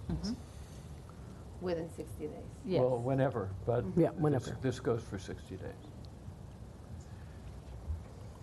Are we ready to vote on that? On the motion to amend. All in favor? On the motion. On the Aye. On the motion. Aye. All opposed? Aye. Nay. Nay, sorry. It's a 4-to-1 vote with Commissioner Meader voting no. So now you'd be, that was the amendment. So now that's the you're motion to voting. amend. Yeah, so now you're voting on Now that motion becomes the motion. matter before us. Yeah. Those in correct. favor? Aye. Aye. Those opposed? Nay. Nay. Oh, you're a nay also. Okay, it's 3-2 with Vasquez and Noonan voting no. Okay. Thank you. Thank you. We'll see you in less than 60 days. Thank you. Thank you. Happy holidays. The only other Two items. items before we move off of these and we go to management reports are 27 and 28. Commissioner Barad and I need to recuse on these two. So, Madam Vice President. We're losing Commissioner Vasquez. Oh, you're losing a commissioner.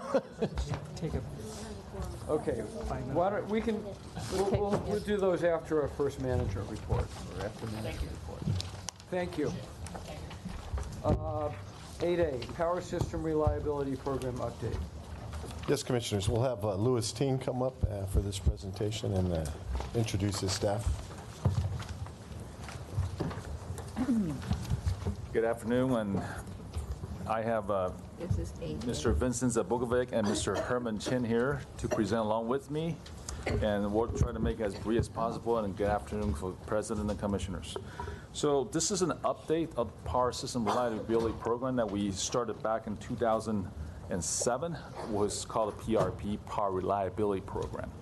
And I just want to make sure before I go any further, I want to recognize the people that make this program happen. I mean, three of us here, obviously, the Stooges will not make this program happen.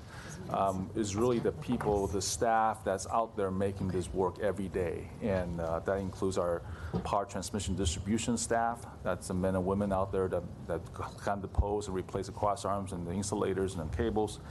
And all the folks that construction forces from power construction maintenance that go out to the substation and replace all the circuit breakers and all the other equipment that's necessary to make this happen.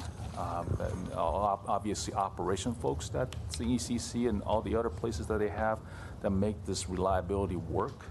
And of course our engineers that really sit behind the desk and make this as succinct as possible.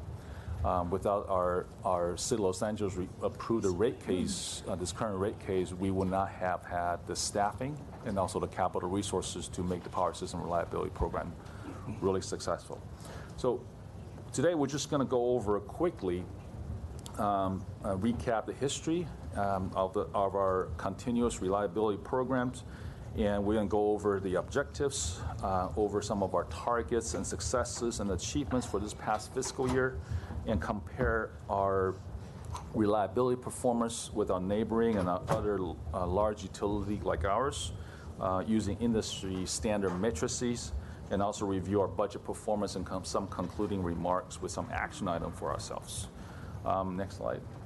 So the history of the PSRP really started before 2007. We always had a very robust reliability program, but it wasn't the most advanced and also the most proactive one. But however, because of the aging infrastructures that we experienced back in 2007, 2014, that we replaced many of the transformers that failed, and that really kicked off the power reliability program, but that only focused mainly on the distribution side, and we started focusing more on the PSRP on all sectors of our business, including transmission, generation, substations, and distribution, and those are the main sectors of our power reliability program. And some of the advancement that we make, if you look at the table from pre to PRP to PSRP, is that data collection became a big thing for us.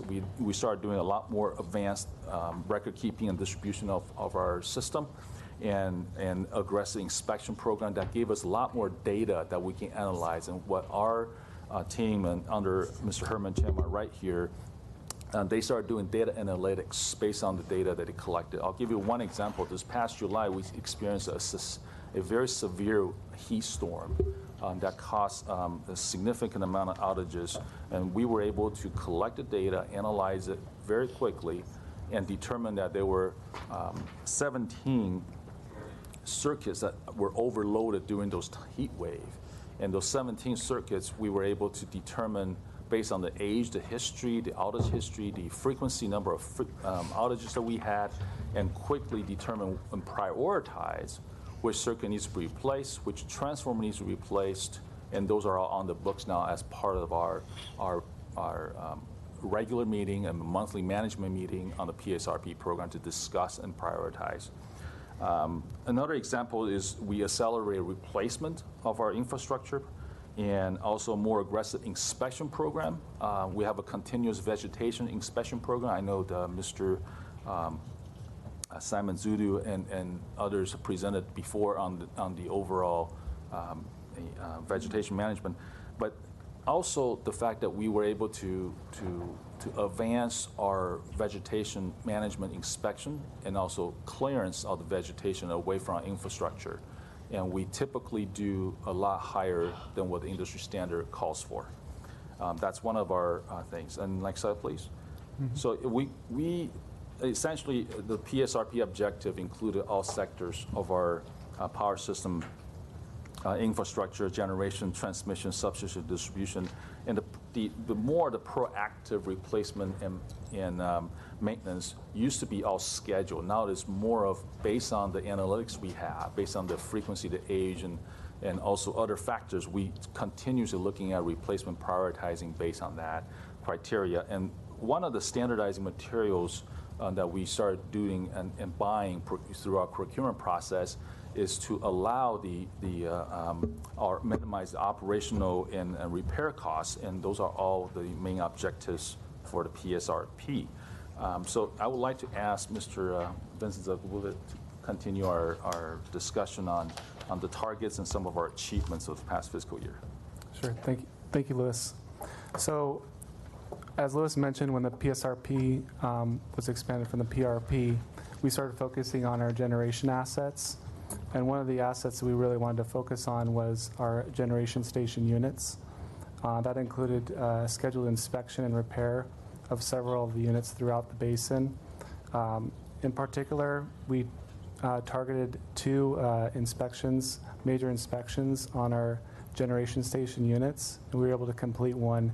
We were deferred due to other work that was required due to forced outages, but we did move forward to identify additional units to replace the following year for fiscal year 18-19 that we're currently in.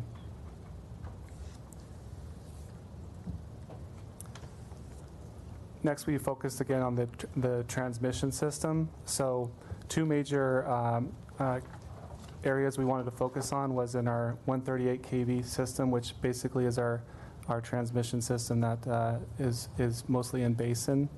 And we also wanted to focus on retrofitting some of our maintenance hole covers with a restraint system that would prevent any extensive damage to our substructures and potentially public property. So what we focused on was identifying circuits that were that could have large reliability impacts, or that were that were part of our aging infrastructure. So we were able to replace one 138 kV oil-filled cable this year, and we nearly completed in the fiscal year 17-18, and we nearly completed a second one. However, we had to respond to an outage that happened on one of our lines due to collateral damage from our neighboring Southern California Gas Company. So due to that, we had to respond to that, and then we were able to complete that circuit shortly after the end of the fiscal year 17-18. Can you give an example of exactly where this is located, or some examples of where you're doing these retrofits? For the maintenance hole, cover? Just a few examples for me to grasp where we're looking at here. Okay, so for example, in South LA, we were replacing the, West LA, we were replacing the Fairfax Olympic cable B, and that one was basically from our Palms district going towards our West LA district. So that was an example. I know as we were replacing these cables, we're also retrofitting the lids as we can to take advantage of the efficiencies that we gain. Our goal was to replace 36 maintenance hole covers, and we were able to achieve 11.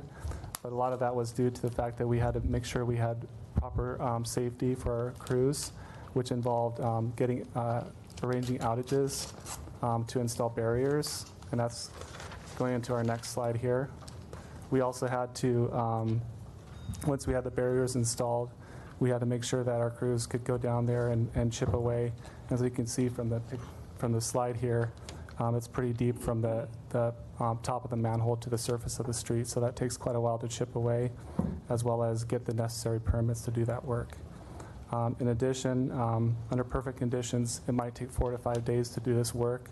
However, some of the traffic conditions or restrictions that are imposed by various council districts can obviously cause that time to be longer.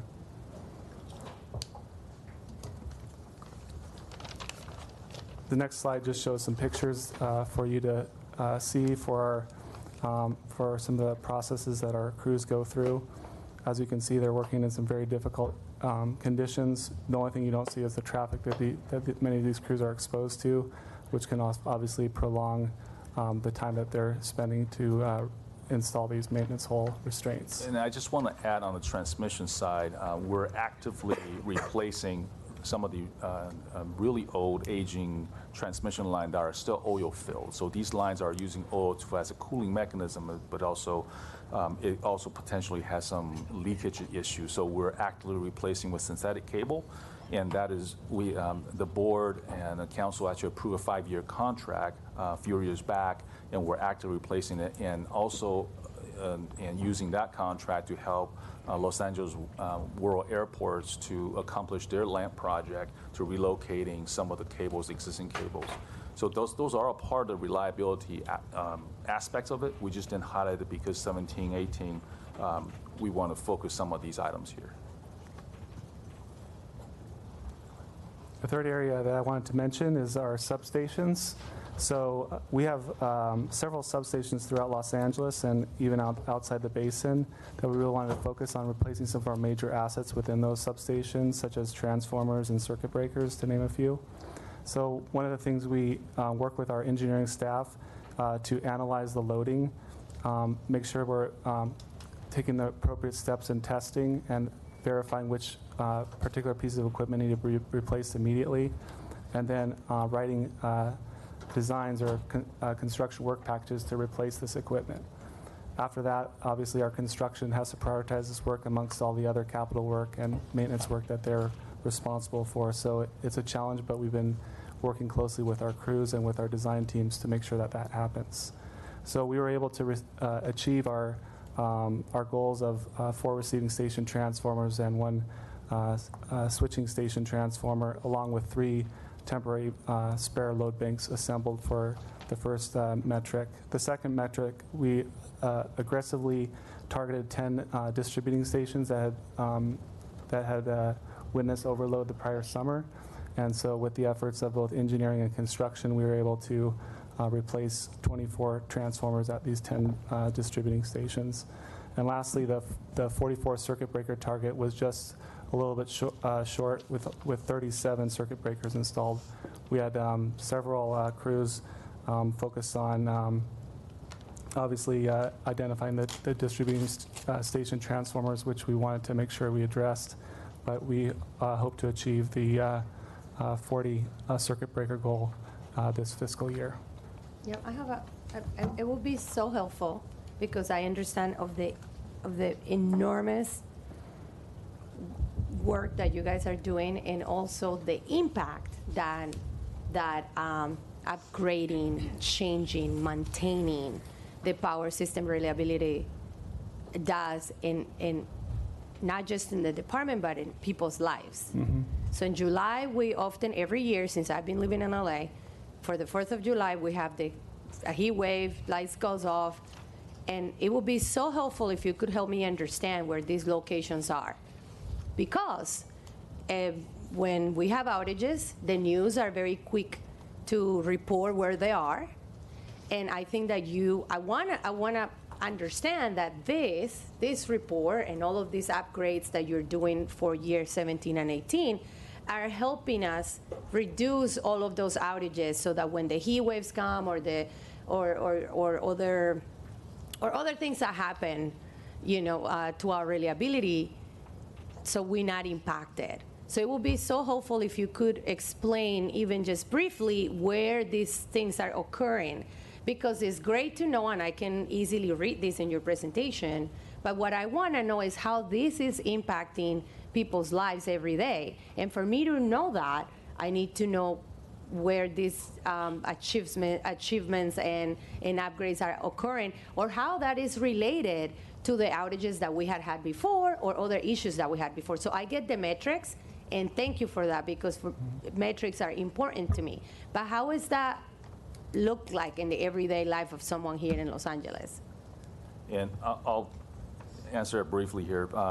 So what we'll do is, similar to the heat maps that the equity matrix produces for the PSRP particularly, we'll produce a map that we actually have internally. We'll share with the board essentially all the work that we've done.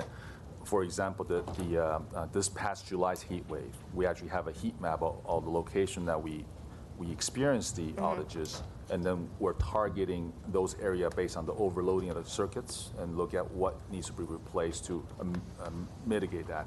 Throughout a few years that we started tracking this data, I can actually see some of the areas that we already worked on that not impacted year after year because we worked in those areas. Right. So after this, I don't expect the areas that were affected this past summer to have any type of significant outage next year unless it's right neighboring to that circuit. I mean, it's one thing that we find out based on age and frequency outages, but there's some other unfathomable events that could happen to our equipment that may cause other outages that we just can't predict. So, yeah, I think that more so than a map around where the heat waves are, because I have that map actually saved in my notes in my phone, and also the solar potential for Los Angeles, I also have it saved on my phone.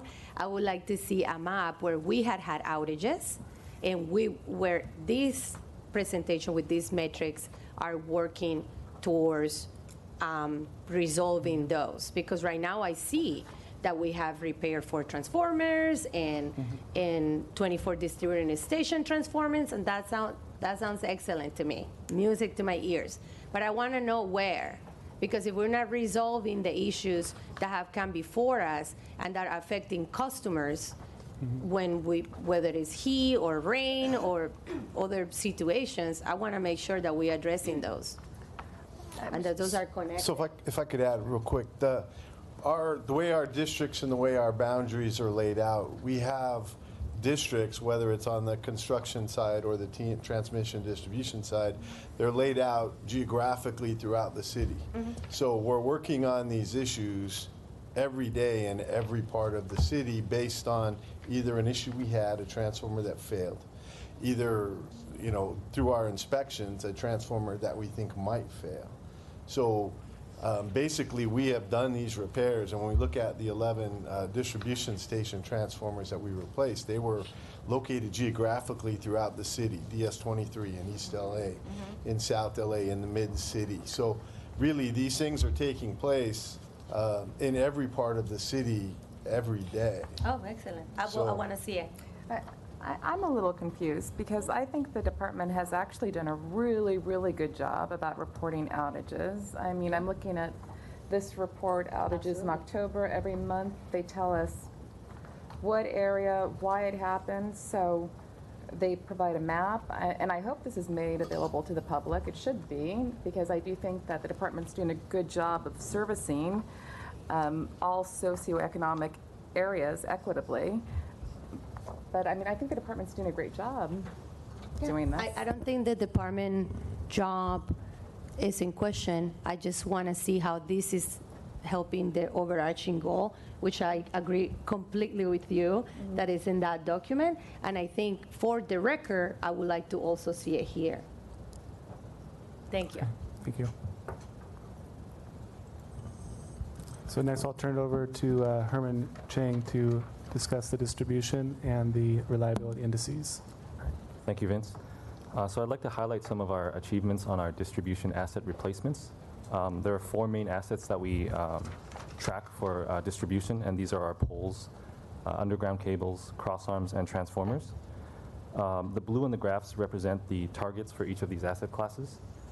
Red is the number that we replaced as part of the PSRP, and green is overall how many replaced. So this includes PSRP, new business, relocations, and system growth. And across the board for all our distribution assets, you can see that we met or exceeded our targets.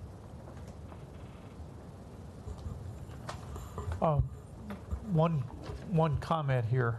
The PSRP program is funded through a rate flow-through component. So it is specifically limited to certain assets. And our concern is making sure that it remains focused on primarily distribution assets, because that's the primary location where reliability problems occur.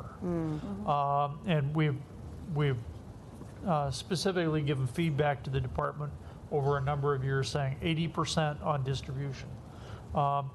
In the polls number on the last page, page 9, The long-term goal, for example, pole replacement, was getting PSRP-related pole replacement up to 5,000 per year. While they've made good progress in expanding this, we're still short of 5,000 per year. And we're overall labor limited in this area. And right now, because of expansion in the economy, new business and relocation have been, while there are an additional 1,000 poles going to new business in other areas, we need to stay focused on the replacement. New business in other areas are not, the increment for new business in other areas are not funded by the PSRP program. So we want to continue to see pressure on this. Next time we see this presentation, it'd be helpful to have a multi-year bar chart showing about the mix of distribution, transmission, and generation assets and the growth over time for both PSRP related and non-PSRP. Thank you, Dr. Prickle. We'll Just take that. to show how you've been successfully growing this area. It's just we need to grow it even more. Okay.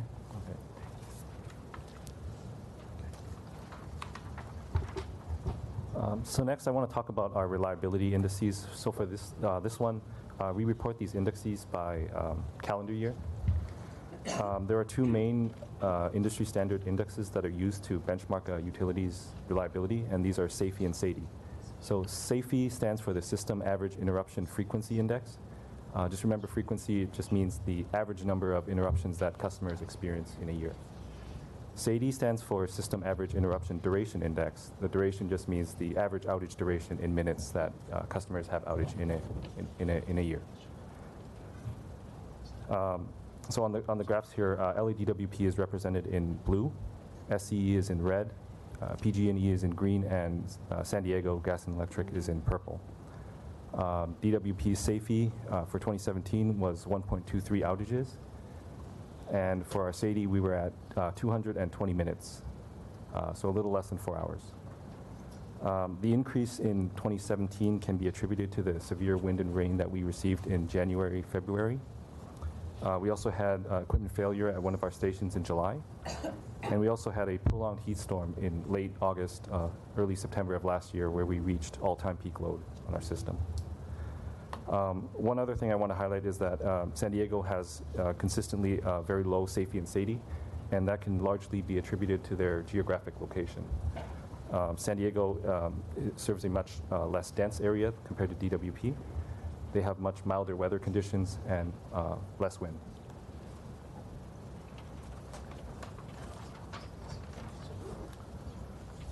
So this chart just shows a breakdown of SAIFI, so against the number of outages broken down by month. The red bars represent the months where there were major events, so January, February, and July. And you can see that these major events have a significant impact on our reliability performance. These three major events together contributed about 0.28 to our SAIFI, or about a quarter of all our outages for the entire year. Slide. Similarly for SAIDI, this is broken down by month, and you can see, again, those three outages had a big impact on our reliability for that year. In this case, the total outage minutes for these incidents was about 100 minutes, so together they accounted for about 45% of outages for that year, or outage duration for that year. One comment on these measures. SAIFI shows the chance that you're going to have an outage, one or more outages in a year. SAIDI is how long the average customer will be out, including those that had no outages at all. So there's a third measure called CAIDI, or Customer Duration Index, or Outage Duration Index. And in 16, DWP didn't stack up very well in that, which is in this measure, it's if you've had an outage, how long are you going to have to wait to get restored? And in 16, they didn't stack up very well. They looked better in the preliminary data for 2017 versus other California utilities beyond the major utilities.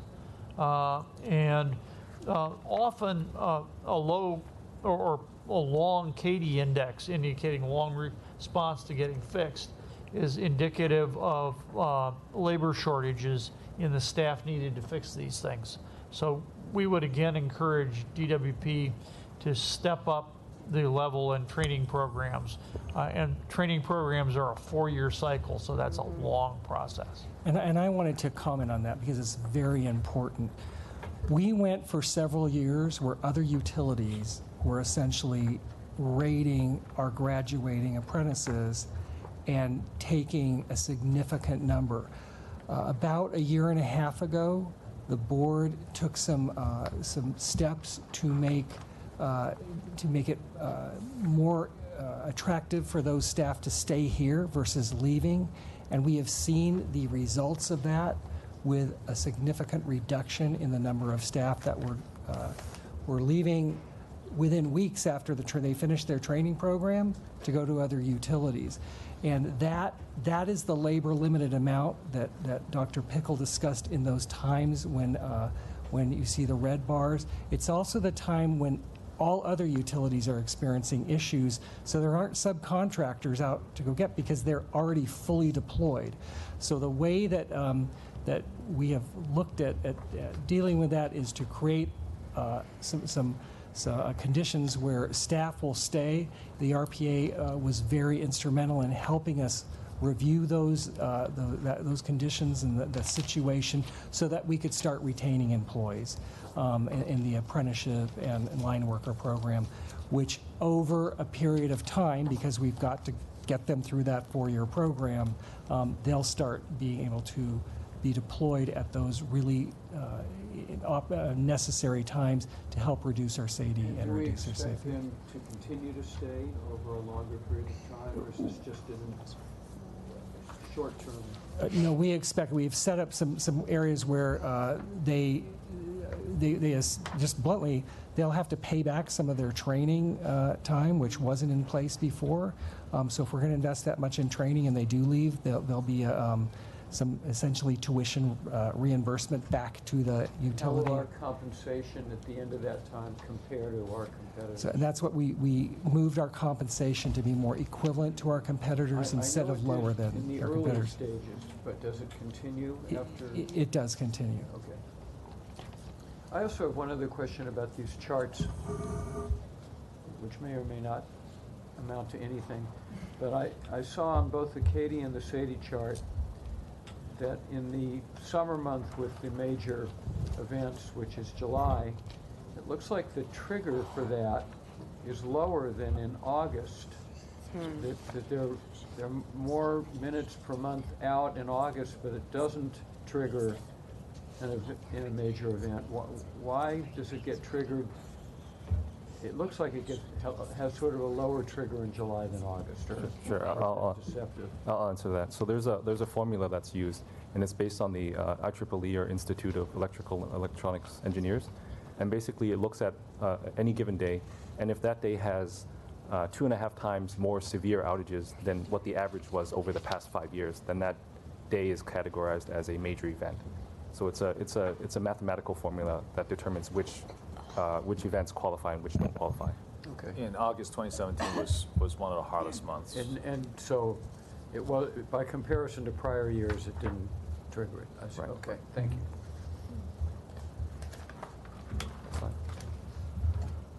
So next I'd like to talk a bit about our budget. So on the capital side, whether it's generation, transmission, substation, distribution, or information systems, taken as a total, our capital expenditures were at 14% variance between actuals and approved. For O&M, we were at 1% variance, and for the entire PSRP program, we were at 8%. This is within plus or minus 10% of our rate case metrics.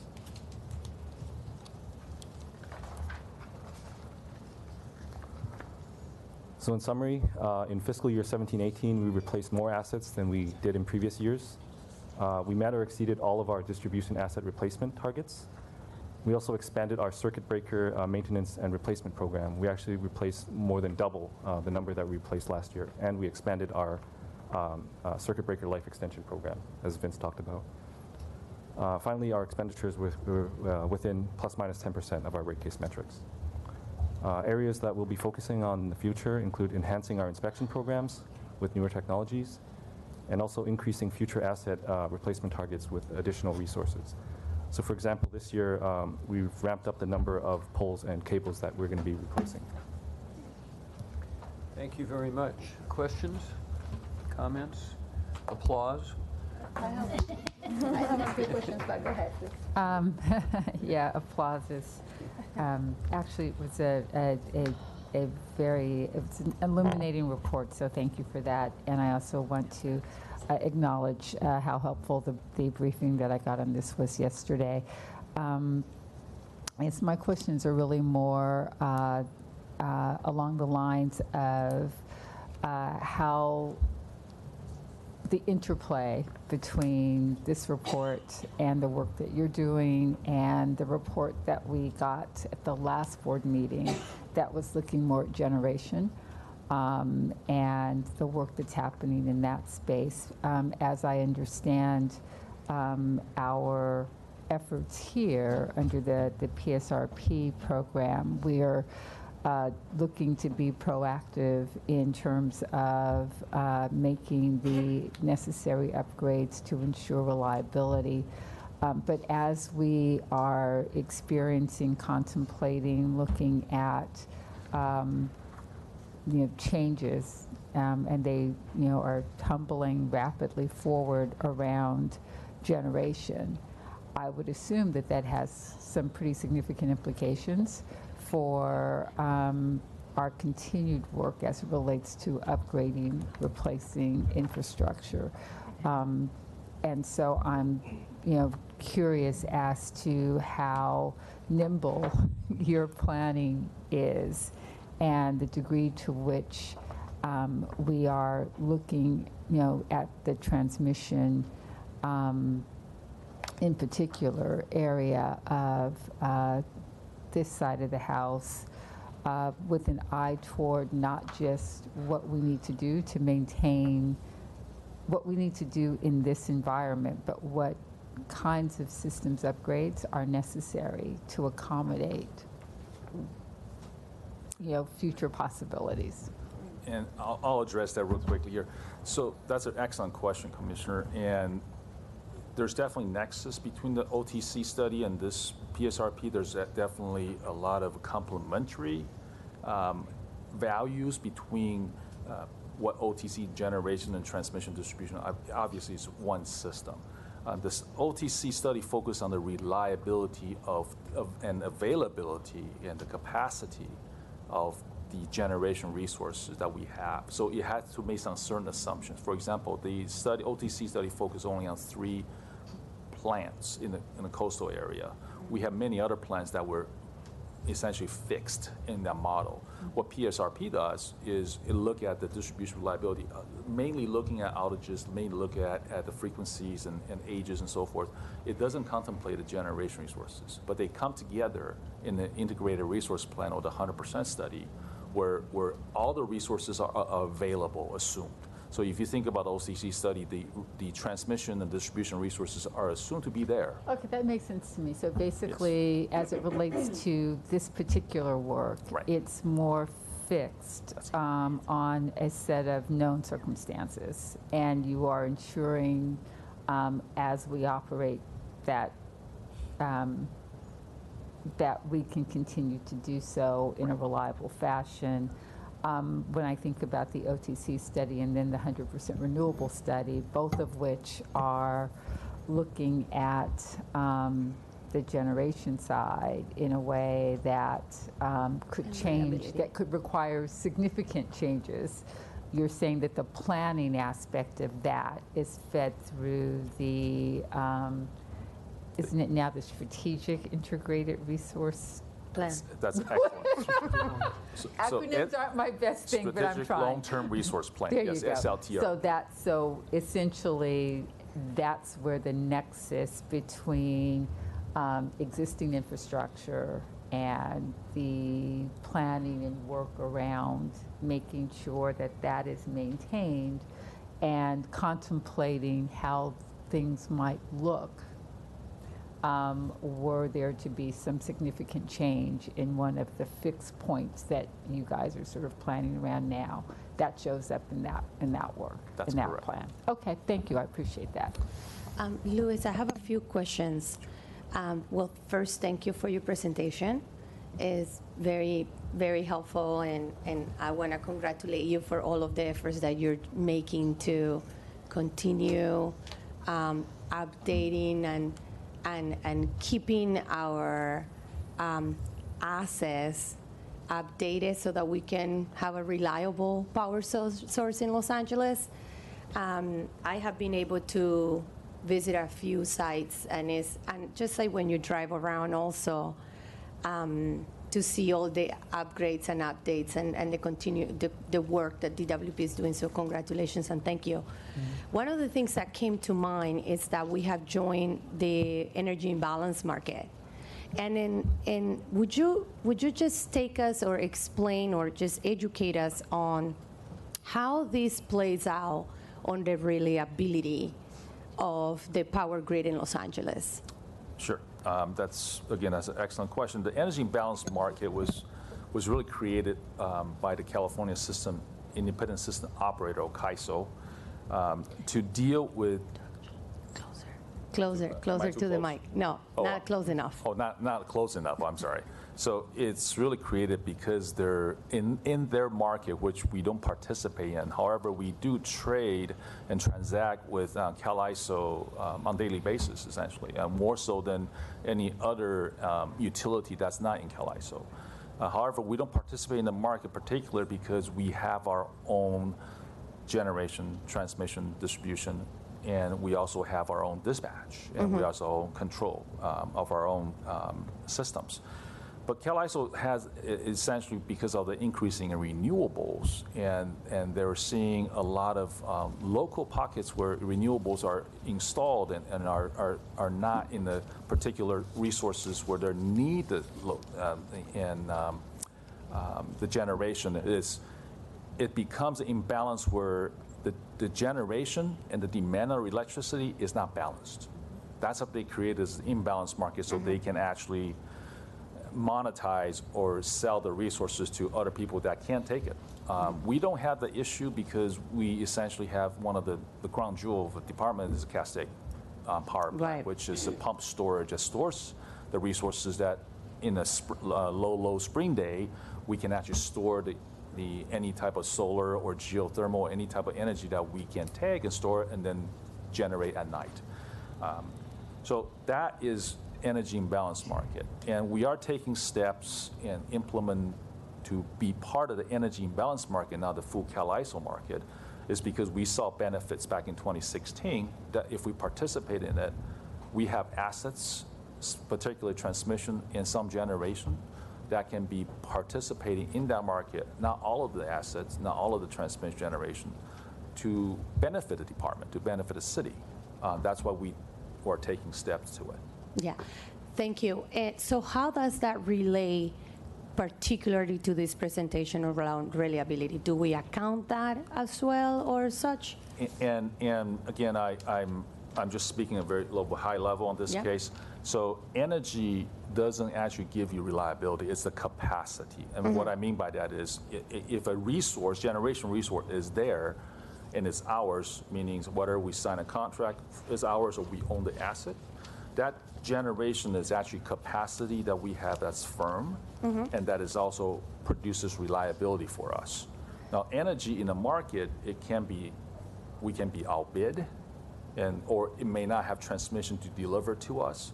So that's why energy is not a particularly a reliable source. And as far as count toward reliability, if we have the firm capacity, then that is counted toward reliability. I see. So, okay, let me see if I understand this correctly.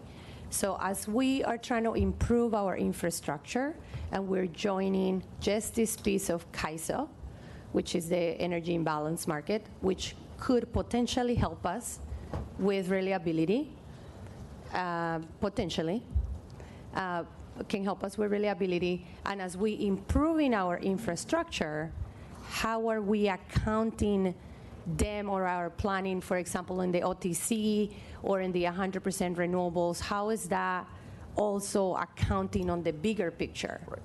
And just as the consultant actually presented last time, the last board meeting, the purchase of power in a market does not increase reliability. Mm-hmm. Okay. What it does is it presents opportunity for department to have energy that is potentially less costly than what we can produce ourselves. So, for example, energy imbalance market may have excess solar that is sold off to other utility at a given price. Sometimes it's negative. Department may be able to monetize that by saying, well, we'll take the energy because we have Castaic. We can pump that energy into Castaic if somebody wants to pay the department to take it. Mm-hmm. And we have done that already without being EIM. Louis, I think the commissioner is asking, how do you incorporate in your planning for infrastructure replacement the variability of you don't know if you may need more capacity or additional transmission resources, or power maybe is going left to right, now it's going to go right to left. So, I mean, how do you incorporate those unknowns when you're replacing infrastructure to make sure that what you're putting in is not going to be obsolete in the near future? That's the question. And I'll answer that. And I'll answer that in the sense that, thanks, Marty, for that clarification. And essentially, you have to look at two pieces. One is energy. When we did the study for the energy imbalance market to look at the benefits, we assumed the existing infrastructure. So whatever we had back in 2016, that's what we had: transmission, generation. And of course, in those kind of studies, we assume what we had is working, meaning the transmission is available. So that means that whenever we participate in a market, if our transmission is not available, obviously we cannot participate.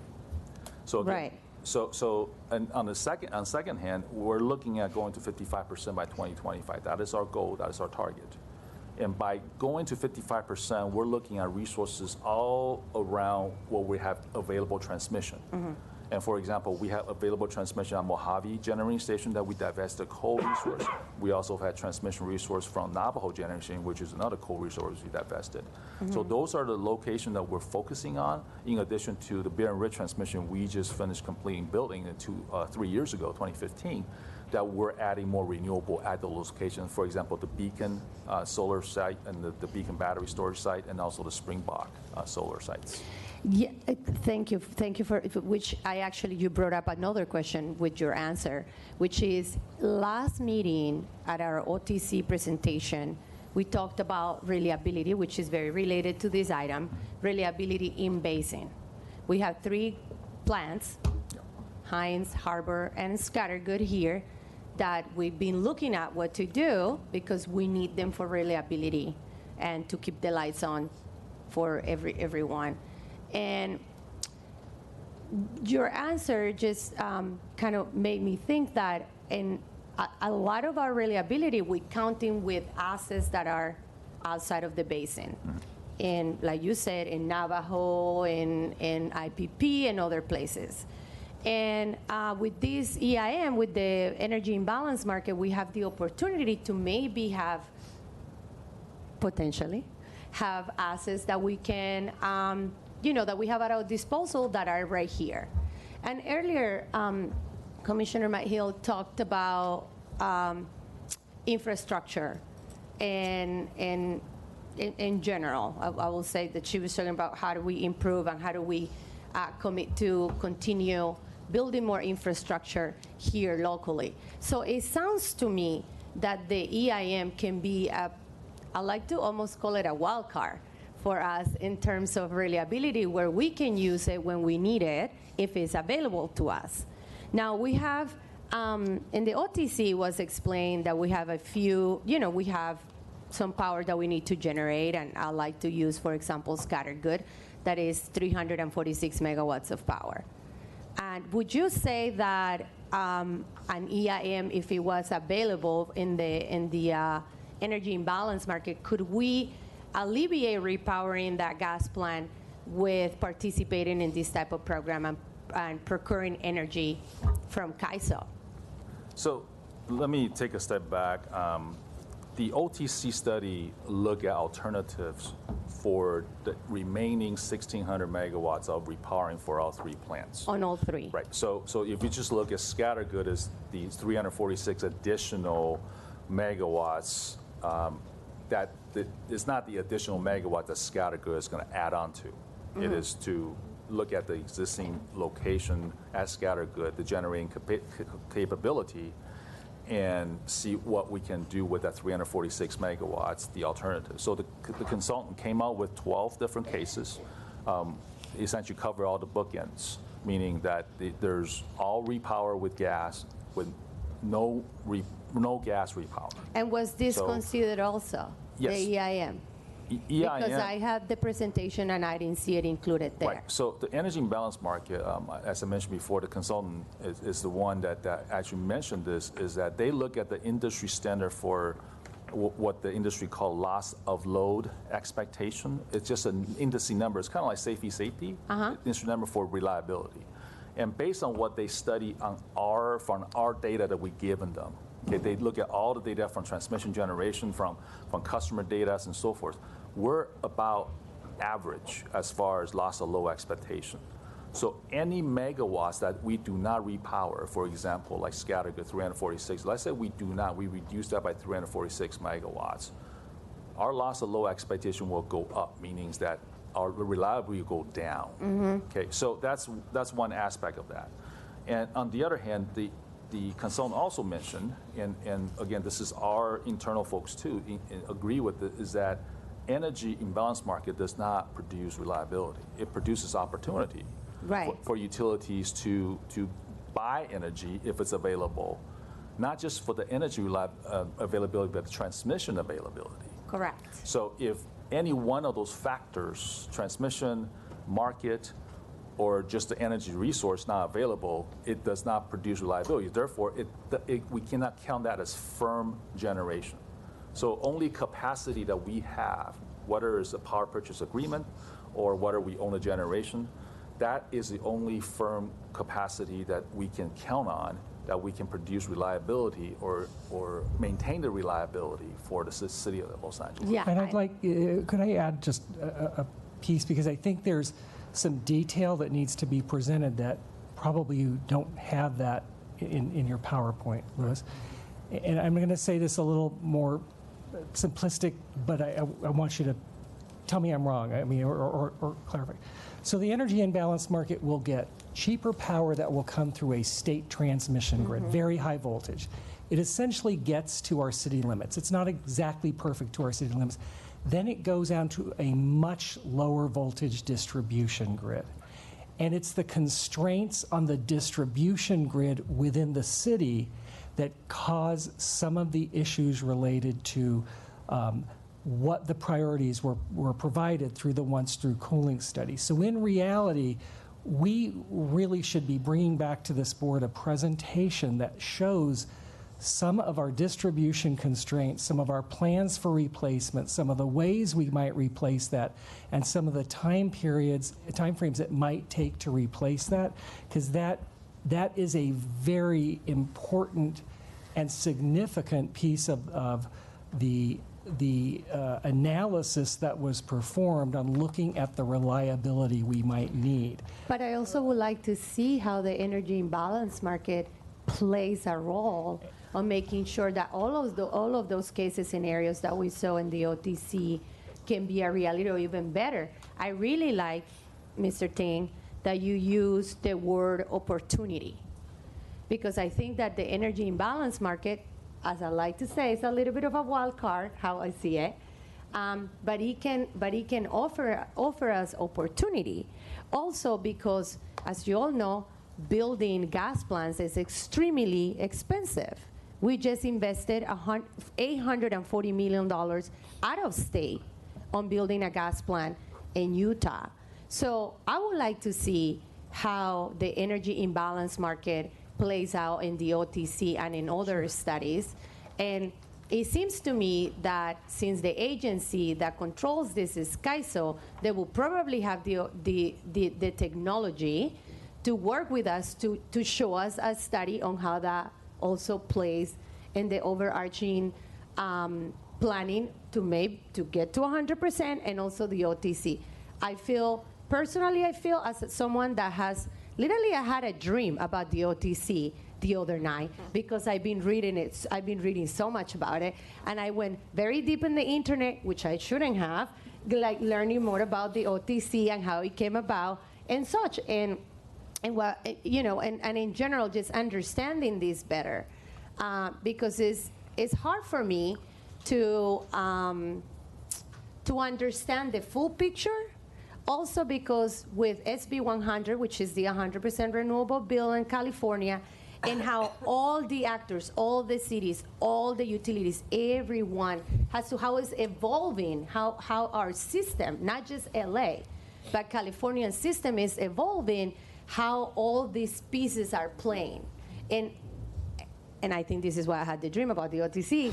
I feel that the OTC, even though it's a very high, well thought out study, I'm afraid it's not up to date with what's going on right now, because we have done this study, we just presented it last week, and in the world of renewables and climate, last month is already a century old, because things are changing so much. So I would like to ask staff and you, Mr. Wright, to take the lead on this, on trying to figure it out how to, not figure it out, but I want to see a study on how the EIM is going to help and it's going to play it out on all of the planning that we do in the OTC, which is obviously fitting into the bigger study, which is the 100% renewable study. So that's what I would like to see. I think it will make me maybe sleep better at night, number one.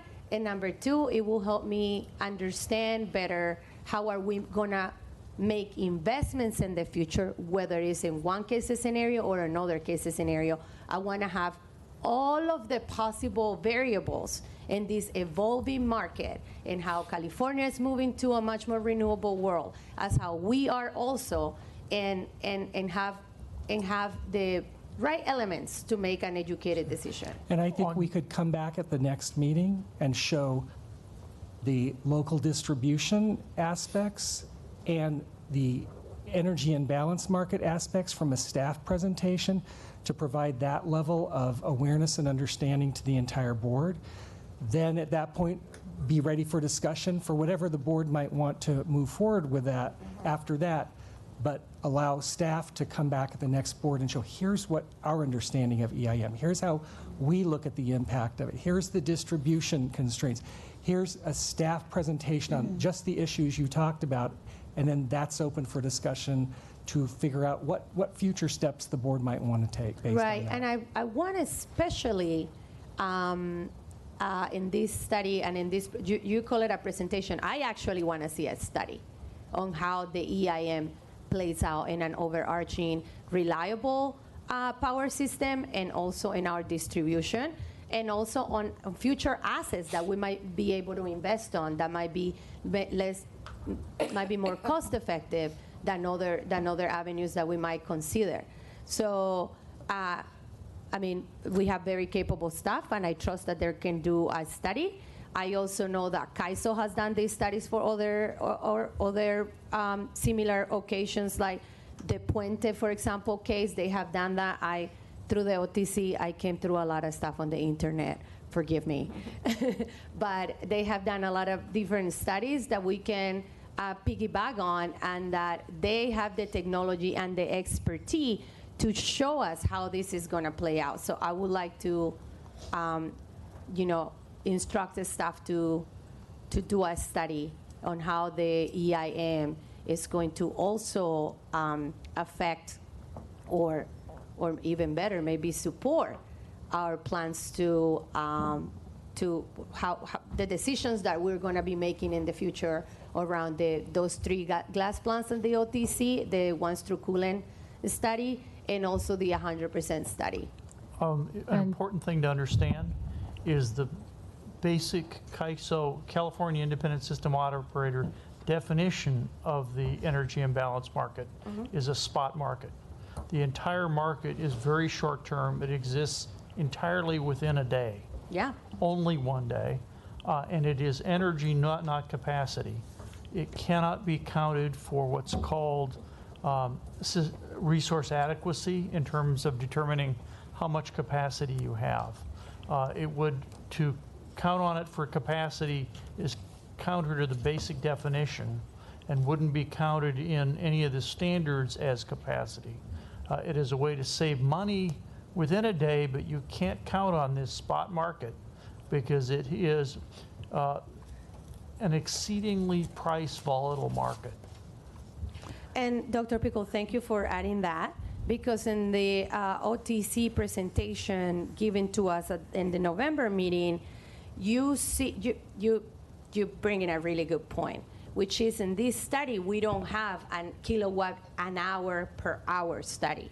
We have the 346 megawatts of energy that we will need to replace one of the gas plants, for example, is not an hour by hour. We've had an embedded expert working with the DWP's experts through that process. We'd be happy to have you meet with him, and he can explain some of what was done as part of these studies from his perspective. And he's been working for about 20 years on the integration of renewables into the grid. And the modeling that has been done in this case and the modeling that is done in the industry for this is hour-by-hour simulation. You do calculate kilowatt hours as part of that, but they haven't been reporting the kilowatt hour results out because the big issue is capacity. Right, and our presentation to the OTC, which I can show you here, is not an hour-by-hour basis. The analysis was hour-by-hour. So if I just might follow up on something, on David's observation about what might be certainly helpful moving forward, because I think we're going to do a lot of analysis and looking at a lot of different options, and at least, for me, and it's probably because I'm so new, it is a little this has been a little disconnected by looking at, on the one hand, availability of resources, sort of in one kind of tranche, and then separate and apart from that, looking at our system capacity as it relates to transmission distribution, which does have implications for what we can bring on, regardless of what's available. And it would be helpful. And then that's sort of where my question was going. As we are looking at, changing and potential options around generation, that there should be some understanding of the constraints that are inherent in our existing distribution grid, and the degree to which we're not only looking at reliability and acting in a proactive manner with sort of a commitment to the existing grid, but what do the opportunities out there suggest might be necessary as it relates to investment in transmission and distribution, so that we can bring on or so that we can optimize our existing, so that we can optimize toward energy efficiency. So I do believe that we can look at a number of things that we know through that lens, and it will be a little more coherent for us to understand what is and how decisions and investments and kind of how you're planning things out for those variables. And certainly as it relates to understanding all of the ways that energy may become available to us, independent of the sort of bureaucratic standards, because I think at a certain level, these are all metrics that exist that may not be as relevant today as they were when they were initially established. We don't have to get to all of that. There's sort of at least, what I hear Commissioner Vasquez saying is consider every option and assume that it can be optimized, what would that mean? It may be that there are constraints that make it not possible to integrate those options, or that there, for a variety of reasons, for instance, market volatility, that there's no method to optimize for that. But but if we step back and look at opportunities and assume in some future, assume that they could be optimized, what would that mean for all of the other things we're doing? And what does that, and let's sort of think from there. So I think it's removing the constraints about, all the rules from our initial analysis. We'll have to drill down and reimpose some of those, but I think that that's sort of where she's going when she says, what would that look like if it were in fact available in a way that could be optimized. But I do believe that a good starting point would be a presentation that lays out not just what's available, because we talk about that a lot on the generation side, but what are the physical constraints associated with a system that exists, and how do we go about operating and preparing ourselves for opportunities as they come on board. Yeah, so staff will be happy to bring that back, presentation at the next meeting in several weeks, and then the board can discuss steps from there they may want to take. I think that would be I'm getting a little concerned about time. I know I have to leave at 2:30, and Commissioner Noonan needs to leave at 2:45. I don't know how long the closed session is likely to last.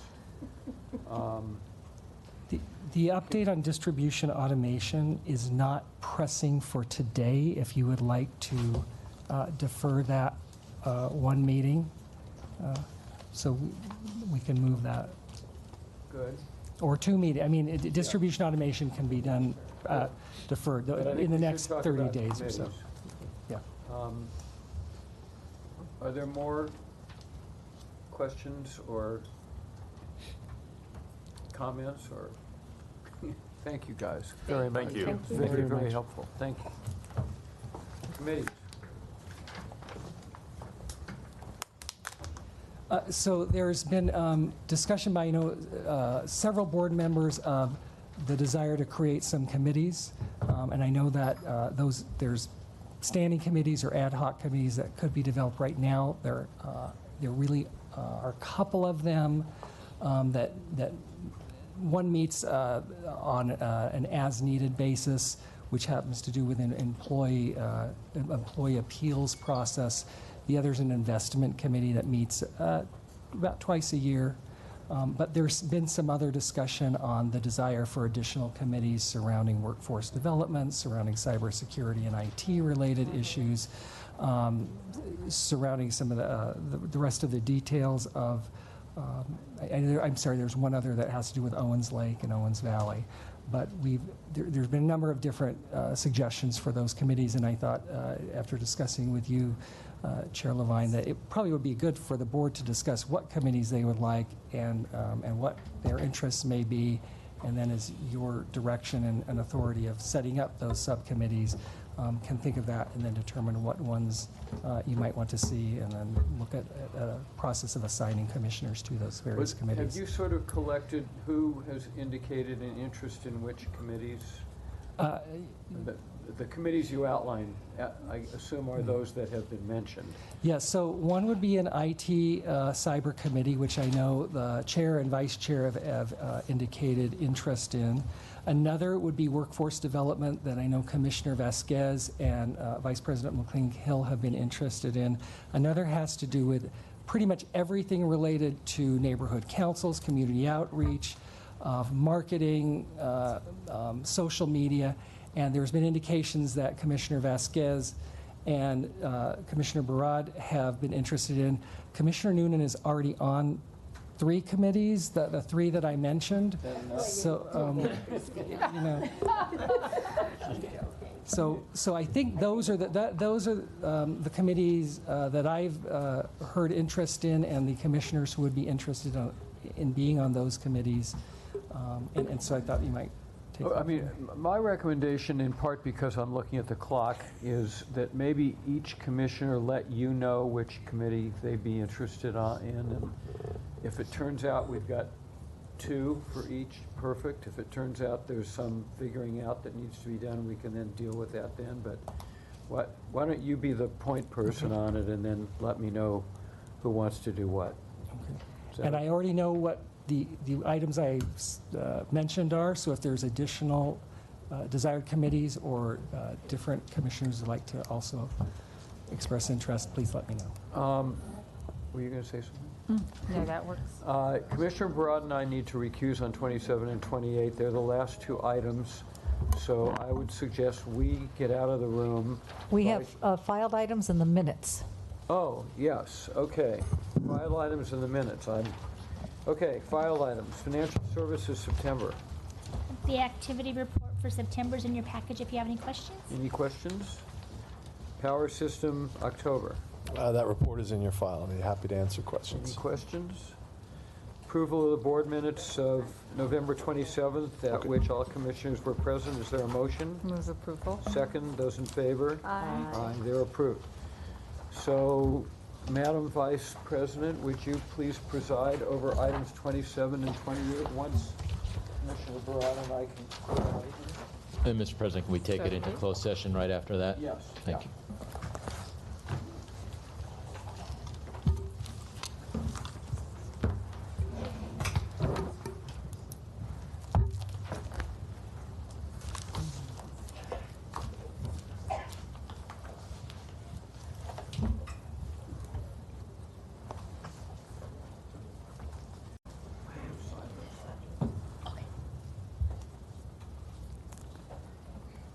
So we have the remaining items 27 and 28. Is it, do these items need to be taken up one at a time?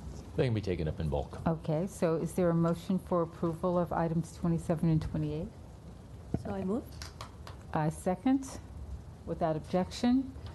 Items are approved, and we stand in recess. At this point, we will recess in a closed session, and in accordance with California Government Code Section 54957.B1, we will report any final items for the closed session agenda.